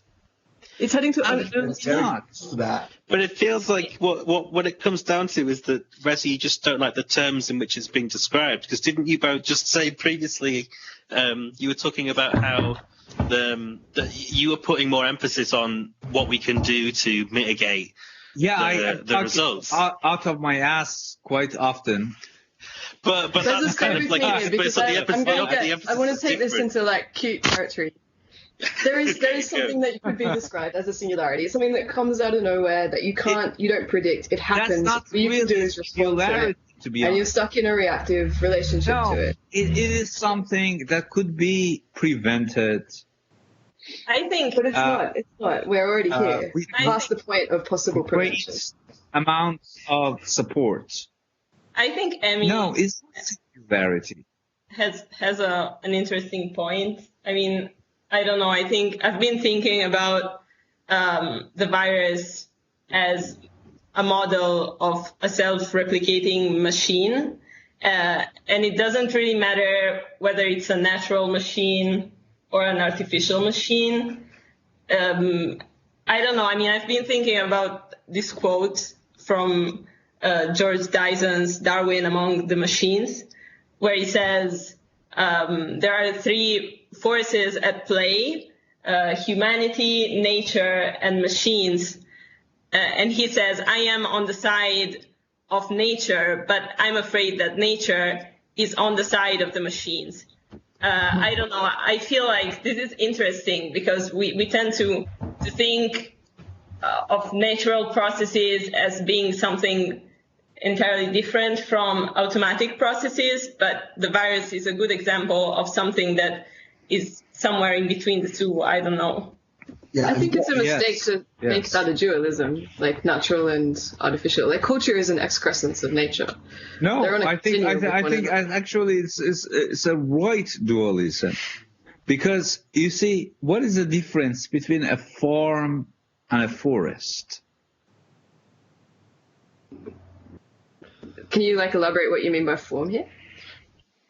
A difference between a farm and a forest.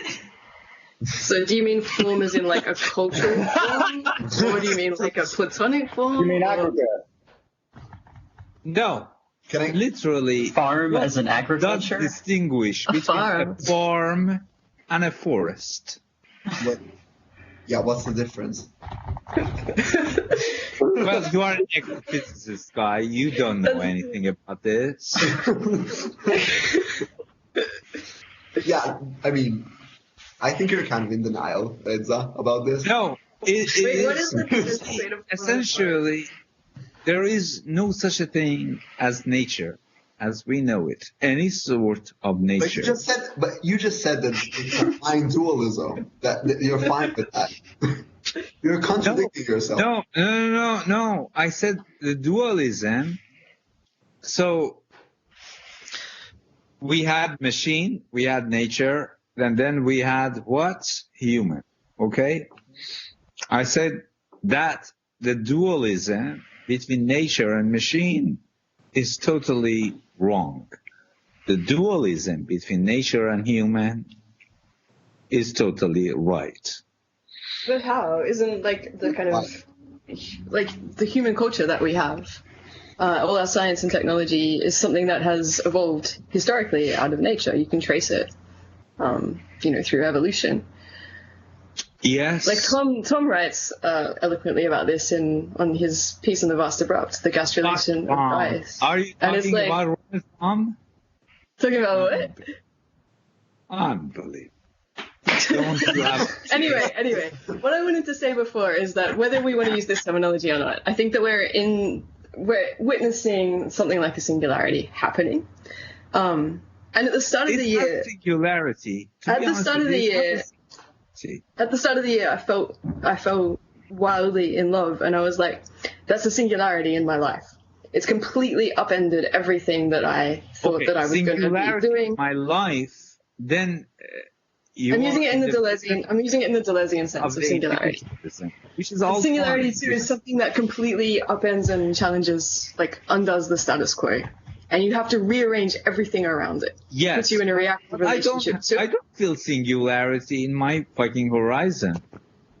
So anyway, I had this huge singularity at the start of the year, and I was like, "Holy shit! I have to rearrange my whole entire life. Everything is chaotic and up in the air." I ended up living in a tent. As you know, and then all of a sudden, in the midst of another singularity, and it's kind of like these two huge things just in my sort of personal experience of the year, suddenly, for the first time in ages. I think we should not use this word anymore. These two absolute challenges to the status quo are in competition with each other. Tragedy because the first singularity, not singular. The first singularity makes me want the virus to go away, so that I can continue reacting to that singularity. Singularity is not a good word. Tragedy is the best word. So what I'm trying to say is that the confrontation of these two singularities, or whatever you want to call them, create tragedy, because one singularity is bigger than the other. And it's basically... but tragedy is actually bigger than singularity, to be honest. Well, tragedy is the finite facing the infinite. So the singularity would be the figure of the infinite. Tragedy is something like Jacobian revenge drama, where basically no one will leave this stage alive.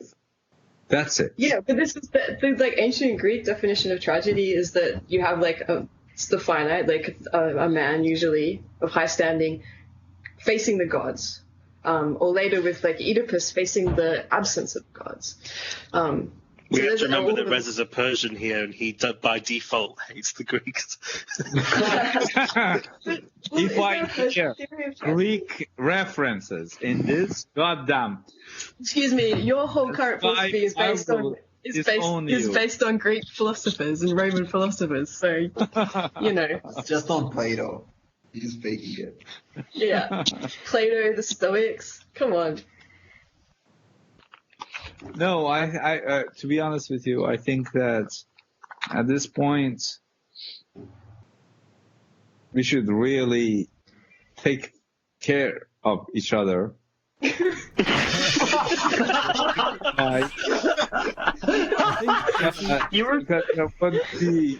Tomorrow. If we all just stop talking for like 10 seconds, Rez is going to be asleep. By taking care of each other, do you mean doing a Project Miranda's? Take care with cats. Like that. Yes. I just want to clarify. I was going to say this earlier, but I didn't think that you, Amy, were saying that the human security system attempting to consolidate power is going to be like a good thing or something. What I was getting at with when talking about the United States' situation compared to other countries, and somebody else had mentioned this too with local governments responding more quickly than centralized ones, is that I think the coronavirus is, the way I've been thinking of it is it's kind of like a selection pressure almost on different forms of on certain types of governance for what's going to survive in the currently hyper-connected world that we're in when something like a black swan like coronavirus happens. Dr. Nicholas Land will be very, very, very happy. Well, cosmic Darwinism, after all, was real. Well, being Nick's twin slash the real Nick Land, it's only natural that I would take this position, I guess. No. So hey, Amy, I was going to ask from a bit of a different angle. Hasn't accelerationism as a theoretical practice carried out by humans, hasn't it always been to do with participating in singularity? And isn't the problem with Corona is that it seems problematic to be able to? It's both more real than all of the things that accelerationism wanted to imagine that it would participate in, and it's more deadly. So that's really the problem, is how you can't really participate in it in an enjoyable way. So I wonder if you can really get out of this aesthetic accelerationism as an aesthetics. And look at this guy. This Urbanomic guy published Urbanomic Accelerate Reader. I disagree. Really? I disagree with this. I disagree with this argument that you can't participate in coronavirus. I think. I didn't say you couldn't. I said that was what made it problematic infinitely into each other's faces. As an object of accelerationist theory. Similarly to gender acceleration, which argues for participating and making yourself worthy of the process by allowing techno-capital to reconfigure your body and allowing it to enter into you through the pharmaceutical industry's production of hormones. COVID is not really a reconfiguration. Now you are getting into some deep. Well, it does rewrite your RNA. Conspiracy theory, my friend. It does, but it does. As Amy said, it does actually rewrite your body. You develop an immunity to it, and I think that there is actually a way to participate in coronavirus, and that's by bug chasing and by spreading it intentionally. Yeah. Is it for real? This was the UK government. Like during the AIDS epidemic, there were always these like little subcultures of people with HIV who were like kind of like just getting into the death trap of it, and who didn't want to live with the paranoia of testing and or protecting themselves against it, and were like in kind of subcultural groups where it was kind of an openly shared thing that people weren't protecting against HIV and sort of were spreading it, catching the bug willingly. So there is always that option, I suppose. But I think in relation to what Robin said earlier, participation in the problem, if maybe that's, I don't know if Reza, if this terminology is okay for you, another word for singularity, the problem, the thing that comes out of a transcendental space that you can only react to. You have to make yourself worthy of it, as Nick's just said before. The problem is always in some extent death. Absolutely. Right. I mean, still is reading a card. where did you get your philosophical diploma from? I don't have one, Rosa. I'm a rogue philosopher. I have a creative writing degree. I don't have a philosophical diploma. I can't use that against you at this point. No, but so any kind of engagement with the problem or becoming worthy of the problem involves the activation of the death drive, which is breaking any kind of connection that you have, all of these safety nets, anything that consolidates you or protects you or makes you into a conservative agent. Going with the trajectory of the problem. I think that we are absolutely at this time screwed. In and out. Reza, the death drive is always part of going with the problem. We're just at a point now where it's become, it's not just, as Robin says, the ante is being upped by the fact that it's actually a deadly virus to significant part of the population. As I said, keep the spirits high. Make trolling on Twitter about Corona. I'm beginning to suspect that Reza is an AOE plant. Well, he was full on monopolizing the Doom vector of the conversation earlier on. But so is the question then the Nietzschean question of how to become worthy of the event of coronavirus, and if so, what the hell would that possibly mean? Fucking die! I'm just saying it's coronavirus intentionally. But it's also, as well as that, perhaps being mutated by it. Yeah. Amy gets it. Being part of this situation where you're not resenting it, you're not necessarily trying to conserve your agency against it. Cute, but you're trying to find productive. You were resenting it because it. This is my problem, right? Yeah. I am resenting it because it's in conflict with another singularity in my life, but it's a more powerful one because it's global. That's a huge one. Unlike you, I want to stay alive, and I want to see the person that I fell in love with, who's on the other side of the world. So I want the virus to fuck off, but at the same time, I respect the singularity that both of these things are singularities. So formally, respect them both. Let me tell you, Amy, I think that I'm not going to say this. Well, let's just do but there is no singularity. Listen, people, this is your host speaking. I'm going to play some music now, so don't say anything important for a while. Okay? There is only one way. Go on, carry on. No, we've got to fucking hear this now. Die of COVID-19. Yes, I have COVID-19. Just die.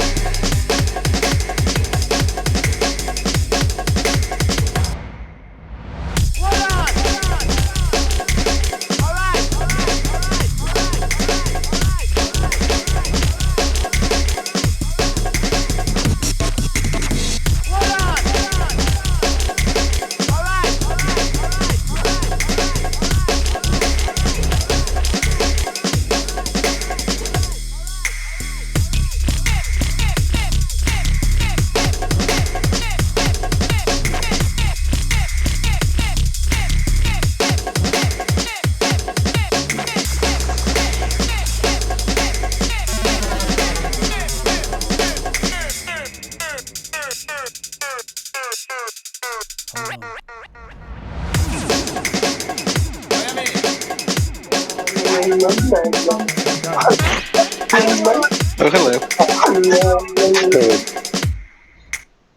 What's up? Are we back? We're back. I was going to ask, is Sean still there? Yeah. Because Sean actually knows about biology and stuff. Right on. I feel like that exponential curves are the most natural thing ever. And so, like, accelerationism is pretty natural in that sense. Things accelerating in the future. I do know that. I do know about microbiology. No. What'd you ask, Robin? I can't hear you very well. Oh my God! What's happened to your mic? I don't know. That one. That's his problem. It's the MacBook Retina 2015 is not a great addition, is it? Is that better? Yeah, that's slightly better. Yeah. It's great. So nature is accelerationist, after all. Yeah, absolutely. I feel that humans are just instantiating a process that's inherent within physics, I guess, really. Like DNA is just a way. DNA is simply the most successful way of organizing, replicating molecules, and then from that, biology sort of drives itself. I think that you're all taking too much of like a linear kind of look at this. The way I see it, I would compare the coronavirus and technocapitalism to two different, kind of like what Amy was saying before about the conflicting singularities between her being in love and there being a coronavirus outbreak. I think that the coronavirus outbreak and technocapitalism are kind of like two conflicting similarities where they have the same essential form of acceleration, but they're kind of like heading in different directions, where I say that coronavirus is like a selection pressure for different modes of governance and for whether or not techno-capital can survive a global crisis or whether or not it'll get reset. And to me, it feels like it's like coronavirus is like an invasion from the past, so to speak. It's like a different form of a singularity that is more primitive than techno-capital. Techno-capital is a bling, isn't it? It's a surplus production of highly stable societies, whereas coronavirus is actually the force itself.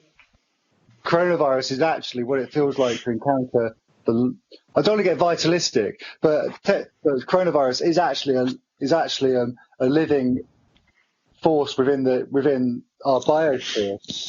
And techno-capitalism is almost like a performative strategy that humans have evolved since, I guess, the Neolithic to try and solidify and codify our regime on this planet. Wasn't there this I don't know if this is even true, which is kind of the going comment for half this stuff, but there was a report about where the virus has come from, and I think it was on Vox of all places, and they were talking about how the reason that a lot of the coronavirus is like a species of viruses keeps coming from China is from this the wildlife farming that they have. They went into this whole analysis of why this wildlife farming has sort of been encouraged and then clamped down upon, but it's typically like to satisfy the sort of the delicacies of an economic upper class. So they kind of make this comparison that coronavirus is like a byproduct of capitalism, not techno-capitalism though, obviously, which then kind of makes coronavirus feel like neo-reactionary. Yeah, very much so. I actually strongly agree with characterizing it as neo-reactionary. I mean, it's literally, as people were talking about earlier, with local governments being able to respond to these crises more quickly than these highly inefficient, entrenched neoliberal nation-state bureaucracies. And also like atomizing people in the social sphere more. It's literally it's literally the process in motion of people becoming more atomized and social units becoming smaller. And that's the selection pressure that coronavirus is putting on the world right now.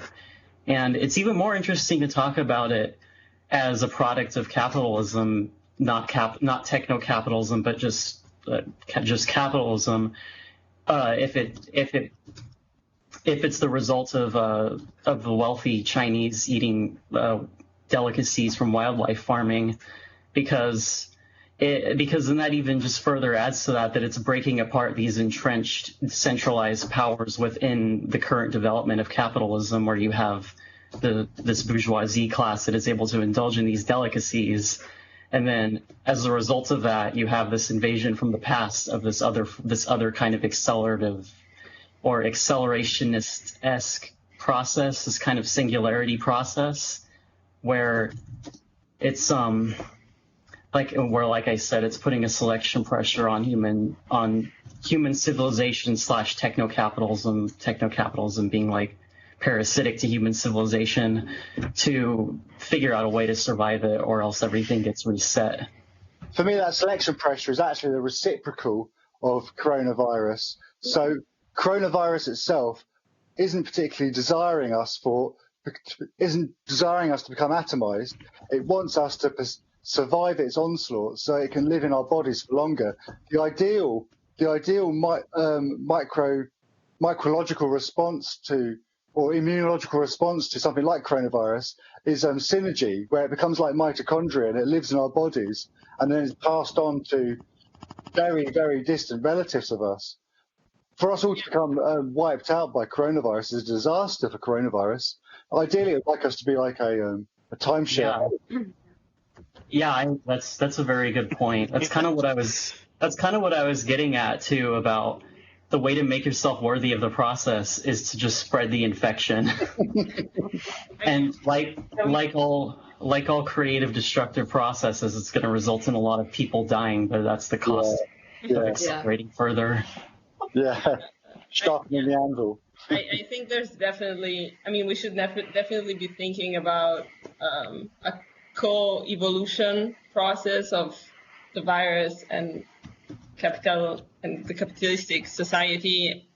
And it's interesting. It's not just about, of course, the zoonotic process of transferring the virus from animals to humans, but like some people have been talking about, like recently, why does the virus spread so quickly in certain areas instead of others? And some people think that, for instance, air pollution, the presence of particles in the air can actually help the virus to spread more quickly in more industrialized areas of the world. And I find this, it's pretty scary, but also it's kind of interesting. It goes in the same direction of thinking of the virus as of something that kind of evolves together with our civilization in a way. Yeah, if we're lucky. Yeah, that's the thing. I think that the biggest part is that there's also this like coevolution goes hand in hand with a sort of destructive process, which is sort of making obsolete a lot of things that we culturally took for granted. It feels like we lived in sort of to borrow a phrase from Xenogothic himself, we lived inside this dream work where everything else was kind of like outside of the frame, and now we have to live with sort of the fictions we have built, and it's not taken, and we shouldn't take for granted the fact that that our fictions at least will survive the sort of accelerative process in a sense. This is what I found interesting about the discussion being had previously about Agamben's good old states of exception, and then talking about the agency, Amy talking about how the coronavirus just confirms our agency or lack thereof. And I think that one thing I've noticed on Twitter has been that you seem to get in these sort of theory circles anyway, there's a split down the middle of people talking about how, coronavirus is bringing about a state of exception on the one hand from Agamben's article and the backlash for all that. And then the other side of people saying, and actually not even saying, but asking, is this the end of capitalist realism? And it feels like the more people have to ask that point, it kind of almost misses the point that, as you're saying, it's only the end of, people have been talking about holes being poked in the apparent infrastructure of capitalist realism for years now, because every time something like this happens, some sort of disaster, whether it's not necessarily on this scale, but whether it's terrorist attacks or things like the Grenfell Tower fire here in London or elsewhere, the forest fires and whatever else, it's the understanding that things didn't have to be like this, and that things are not going to be the same afterwards. That fundamentally is, that's where those fictions come back into play. And it's sort of like the fact that we're recognizing that sort of the surreality of the moment that we're living in being so recognizable within a lot of the fictions that we've watched and have sort of devoured over the previous couple of decades, says a lot about what's required going forwards. Like, I feel like that's the thing of making yourself worthy of the process. It's not just to do that. You don't just ask random people on Twitter, is the end of capitalist realism? If you're going to make yourself worthy of that process, you offer up more alternatives. You don't question it. You just do it. You respond. And the way that you respond may lag behind the unfolding of the disaster itself, but keeping up as best you can. As Amy's sort of saying, having a sense of the scales of those different problems or singularities or whatever else, that sort of lucidity and awareness is the best we can do, and the best you can do is kind of all you can ask for, and we should take care of each other. No, we need to spread the virus to each other. But that's part of it, right? That's what I find super weird. That that's been the UK government's at least until there was a huge backlash. That was the advice.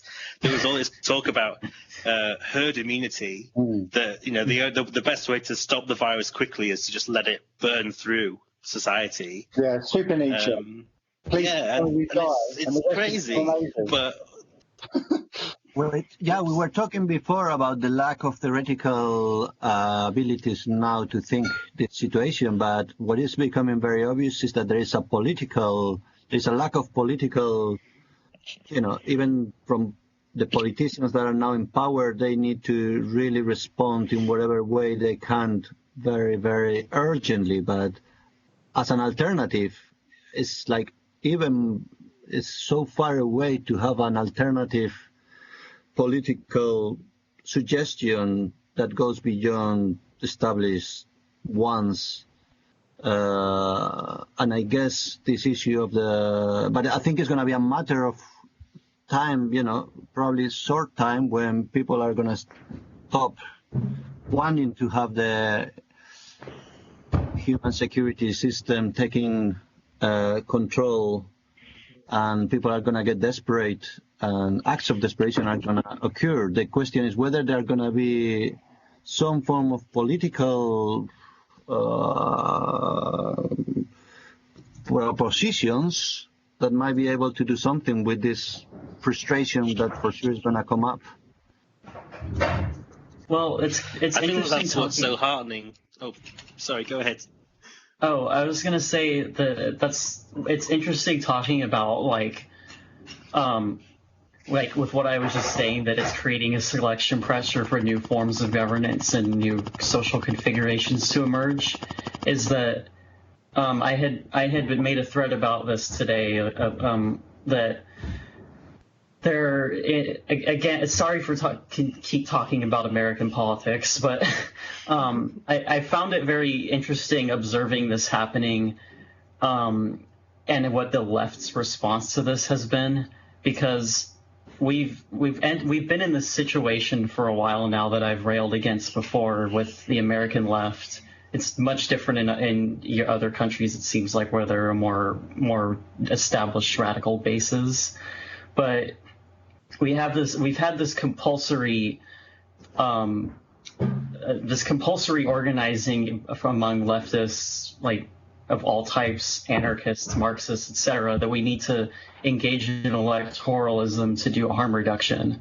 And now we're entering into this. We have this crisis happening that would be pretty much the perfect opportunity to, while the state is literally in the process of delegitimizing itself, literally showing people, look, we don't have the ability to do what you need us to do. We're incompetent and don't care about you. This is such a perfect opportunity for some kind of alternative infrastructure building or radical groups to further delegitimize the state and to provide alternatives in the way of like real alternative infrastructures that can provide people with what they need. And it's so far I don't see it happening. I'm cautiously optimistic that in the coming months people are going to be forced to have to do that, but yeah, that is one interesting thing talking about. Yeah, I can't work out whether the left has gone too mental, and it's very much a social democrat establishment, or whether we've simply forgotten what the tools for radicalism are, and that there's that, and we just need. It sounds dystopian, but like almost like we need things to get worse before we can actually remember what it is to be truly revolutionary. Yeah, which is kind of dangerously vulgar accelerationism to say we got to make things worse to spark a revolution. But it does in a nuanced way, it does kind of feel like that a little bit. I think that's what worries me the most about, at least over my personal experience of how, like just the day-to-day things of figuring out what you're going to do for your job. I know that lots of people have been, especially freelancers and people that are sort of doing precarious work, have been really worried about how those things are going to be sustained. And I'm sort of in the middle because I have like a couple of day sort of steady job and then a lot of freelance stuff on the side. The freelance stuff has dried up completely. But then on the flip side, what's worrying me the most is that my more regular employer just wants to push forwards and has no sense of making hay while the sun shines and doing as much as they can whilst everything else around them is shutting down. Yeah, and it feels like in general that's sort of where everything's sort of torn between. It's like that sense of, like the Bandcamp stuff today is heartening that it shows the importance of people supporting maybe on a more local level, or even just like the things that they really care about beyond like those are the things that always get hit first. But it's the sort of things that actually are being where there's a complete lack of urgency in terms of money making and production. Yeah, those are things that are really that are freaking me out personally, and also sort of they're going to be the things that will maybe struggle to recover when it actually shit really hits the fan. Yeah, this has been a big problem and a big point of discussion here in Italy, because it's been almost a month that things started to change, and a lot of people, freelancers or people that work are not, depending on other people. They are, of course, having a lot of issues because they cannot work anymore, independent workers or precarious workers. Here at least it seems that the government and also the European Union is trying to put some measures in place, but we don't really know how that's, what's going to happen, we are both lucky because, as, PhD students, I guess we get our income anyway, at least so far. But I don't know. It's a lot of people are seriously worried about their income, and a lot of people are having problems because they really don't know. The big thing is that at least as it's playing out in Italy, which, as we said before, is kind of the future of the world at this point, in a sense, is that there's like this extreme moral panic about, I don't know, people going jogging and stuff like that, which seems to be the pinnacle of how you get infected, that you go out like running on your own for 5 minutes. And there's like no real infrastructure towards those who will be without a job for a lot of months, who have...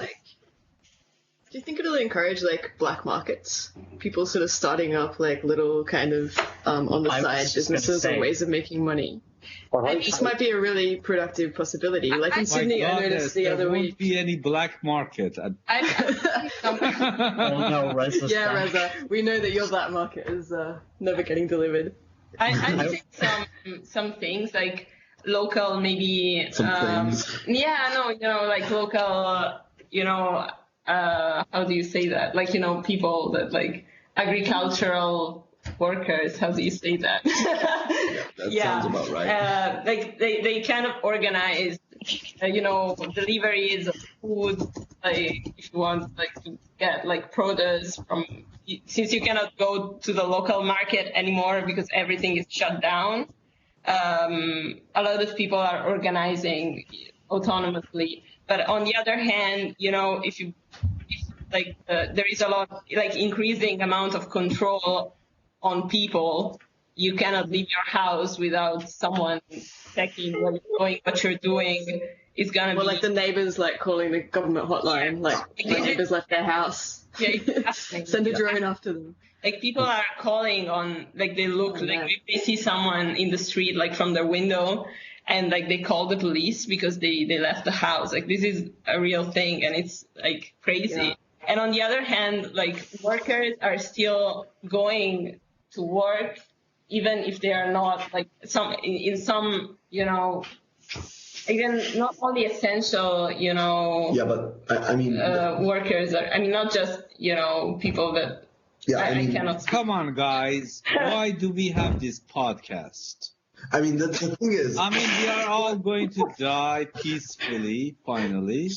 No, it won't be peaceful. It will be extremely painful. But just to bring the point home... If you are old enough, it will be very painful. Yes, sure. This is wishful thinking. It's going to be painful. Accept it. Learn to love it. Amor fati.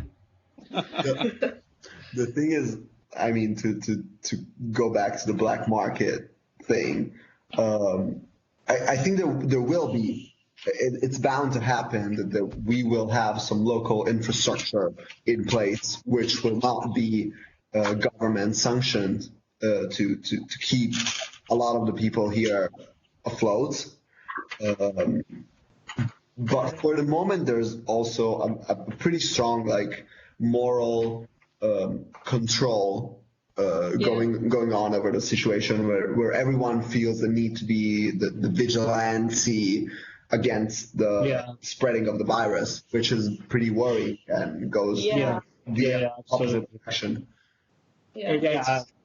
It's really interesting to talk about the possibilities for black markets, and not just black markets, but also like the whole coronavirus outbreak pretty much just showed how fragile our economy currently is, where everything is globalized and comes from China. It just takes a crisis like this to completely disrupt all the supply chains for neoliberalism. I think that what we'll end up seeing is more micro-industrial manufacturing, along with more localized stuff, like with 3D printing. And the black market thing is really interesting. Who is talking? Reza, let me finish. Vigilantes. Yeah. Police. And it's really interesting, though, talking about black markets with this being a healthcare crisis, because for the past couple of years, it's been kind of boiling over the need for trans people to get access to open source HRT that they can make themselves or buy on like a black market. And this is just going to intensify that even more, where it's going to be even harder to get access to meds you need or healthcare you need if you don't have corona. Absolutely. I mean, I think I was before I was like also talking about abortion rights. I guess it's similar in a way, like all things that are perceived as being non-essential medical care are being shut down also for, of course, ideological reasons. So if you already live in a state where abortion or trans rights are not considered important or even, seen as something that should be shut down, this is going to probably shut them down even more and to make it harder for people to get access to things. May I ask a sincere question from all of you? How much weed have you consumed? I don't like weed, honestly. I wanted to ask Reza how many bootleg copies of Carnap books have you got printed out ready to give to the kids in the case of a crisis? Well, oh my God, you can't believe it.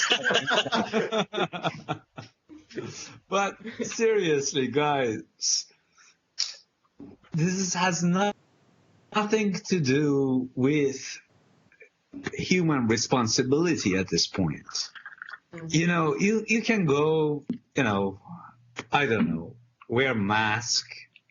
I don't know. You won't fart in the public because it's bad, This is all good. Yeah, sure. But you are not going to be saved. This is the same discussion as before of accelerationism and lack of agency. Why are you asking for the army to come in, Reza? Yes. You have played so much with your willy that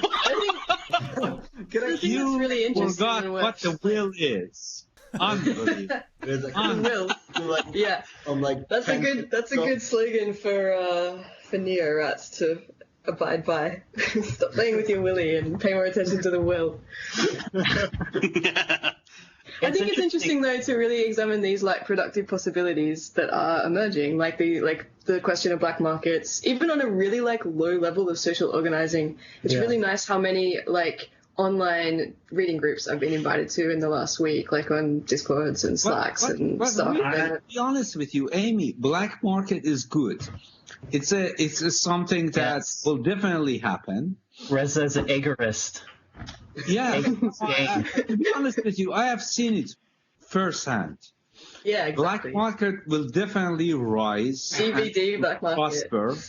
And we are going American DVD. Get so black marketed like no others. But at some point, even that thing will fizzle away. Because governments will begin to put its dirty paws on the black market. And then if we're having get goddamn fucking alcohol. If we're having mandatory military rule, that's a possibility, yeah. Which is what you're calling for. We need black market governance. This is what I'm telling you guys. Well, when I was in the Iran-Iraq war, so it started, everything was fine. We had black markets where we could buy alcohol. Oh, so many whiskeys. No, but there is something interesting about the certain commodities that they have. Okay, let me. But let me tell you about this, that I found it really funny. In Spain nowadays, so we have this emergency state, so you can have a walk outside your house. Oh, if you have to walk your dog.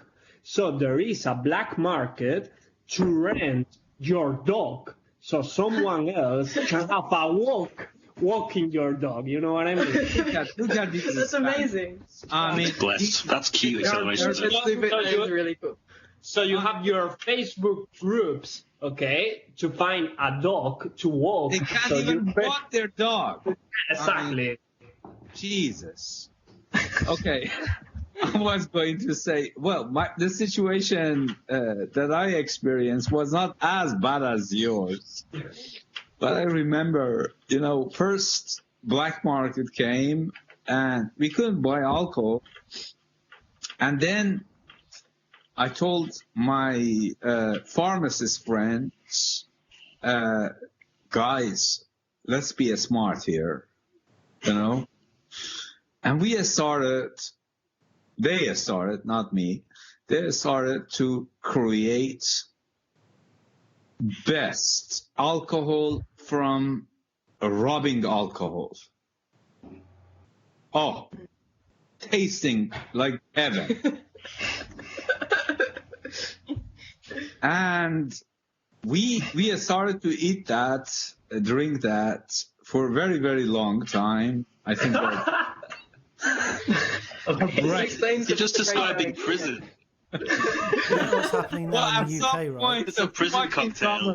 They're turning the hipster gin factories into alcohol hand wash factories in the UK now. Oh, amazing.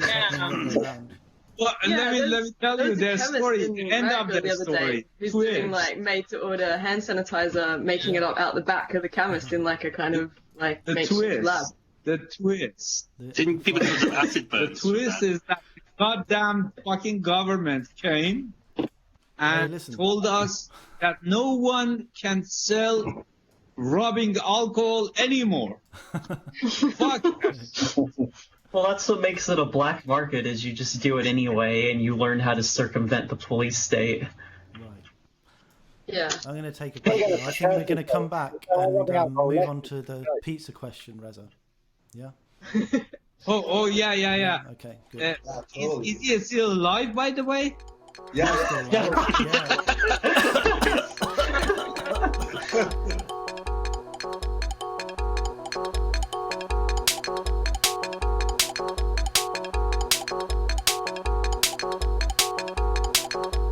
Don't forget, you can buy all manner of exciting philosophical accelerationist books as well as t-shirts. Otherwise, why are we doing this? Why would we be suffering this?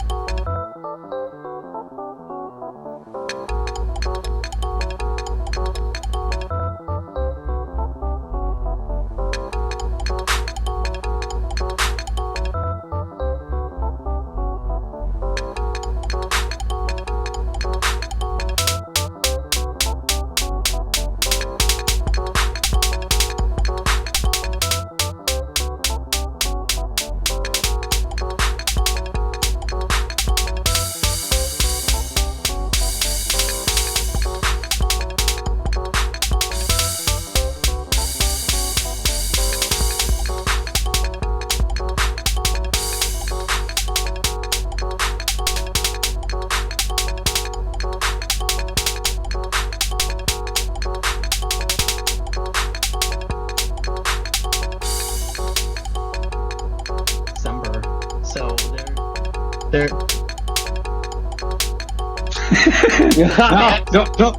Don't get clout. Don't I get have to. clout out of Pango. I just have to add one more quick thing, and then we can move on to the pizza question. Yeah. As part of what I was saying before about making yourself worthy of the process being to get infected with coronavirus, I would also add to that, based on studies showing the correlation between estrogen levels and your susceptibility to coronavirus, that you can also make yourself worthy of the process by transitioning and injecting estrogen. Is it some trans tip?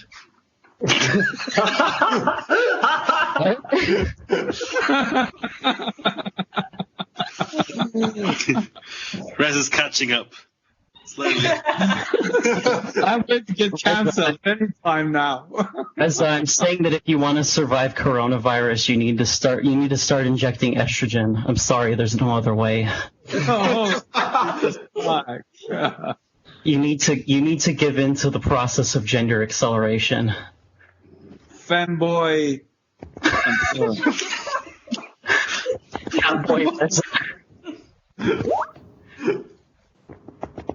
Okay, pizza. Anyway, Yeah, you can move on to the pizza question. Yeah, so the really important question, the people who aren't on Twitter might not realise that this has been raging for some weeks now, but in parallel with the rivalry over the coronavirus death figures, there's also been a major bone of contention after Reza made the absurd claim that this is not up for claim. Wait. Wikipedia says it.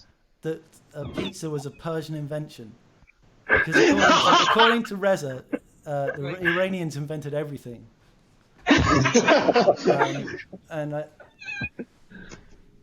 So yeah, I mean, I think this is something that we just need to sort out here and now and declare a victor. I will let that Roman decrepit soldier. Let's talk about this. Yeah, let's start with the big arguments. Even if Reza was right, let's assume that he was right, that they actually invented pizza. You're giving in that easily. Yeah, I mean, is this going to be? Let's go the absurd way first, go. and then we sort of get it back to the actual truth of the situation. So even if they invented it, what he's claiming is that at the beginning it was like dates and cheese. Dates. Yeah. So that actually sounds good. It's clear. It's clear that even if they invented it, Italians, or whatever you want to call the sort of inventors way back when, they perfected it. So at a very basic level, like following the path of the space of reasons, the origin really doesn't matter. The real important question is who perfected it? Who made it like what it is? It's a nominalist question. Like, at what point he's in the so process does it become desperate. pizza? He's using the word "a space of reason" just to Pango does. I mean, come on, you can do better than that. What's Pango? I want to know, like, Reza, what are your sources on the origin of pizza? Yes, cite your sources. I need to know details. Cite your sources. The pizza cup, the historical source. Let me tell you that I actually talked to my Israeli friends, and I always trust Israelis better than these lots of Nusra. You know, shady mafia. I don't really trust these people. Isn't that pizza just a naan bread with some something taken from Mexico spread on top? Yeah. Essentially, Israelis told me that, pizza is just you plop bunch of cheese on top of a lavash bread, and that's pizza. I mean, that's clearly not pizza. That's absolutely not pizza. You're stretching. Oh yeah. To an irrational. You are trying to still get some clout at the end of times. It's great. Still, So you did we still settle haven't the answered issue? my question. Yeah. Like, if we perfected it, does the origin actually matter? You know, okay, let me put this. Couldn't you make the same argument for cultural appropriation then? You know, so some people, so Asians came up with the bubonic plague, but perfected it. Hell yeah. I mean, the best plagues. Is this fun to have?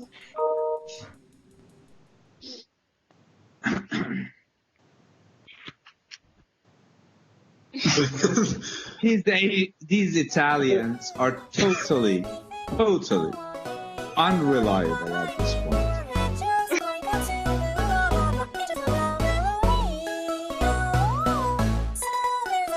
That was the PlaguePod, I guess. I think it's degenerated to such an extent. I'll leave it there. But I have got a special treat. Because Francois Bonnet, author of The Order of Sounds, sent me a nice piece of far more relaxing than what you've been listening to. Apparently it's all inside of the social media community that we do this either every day or every week.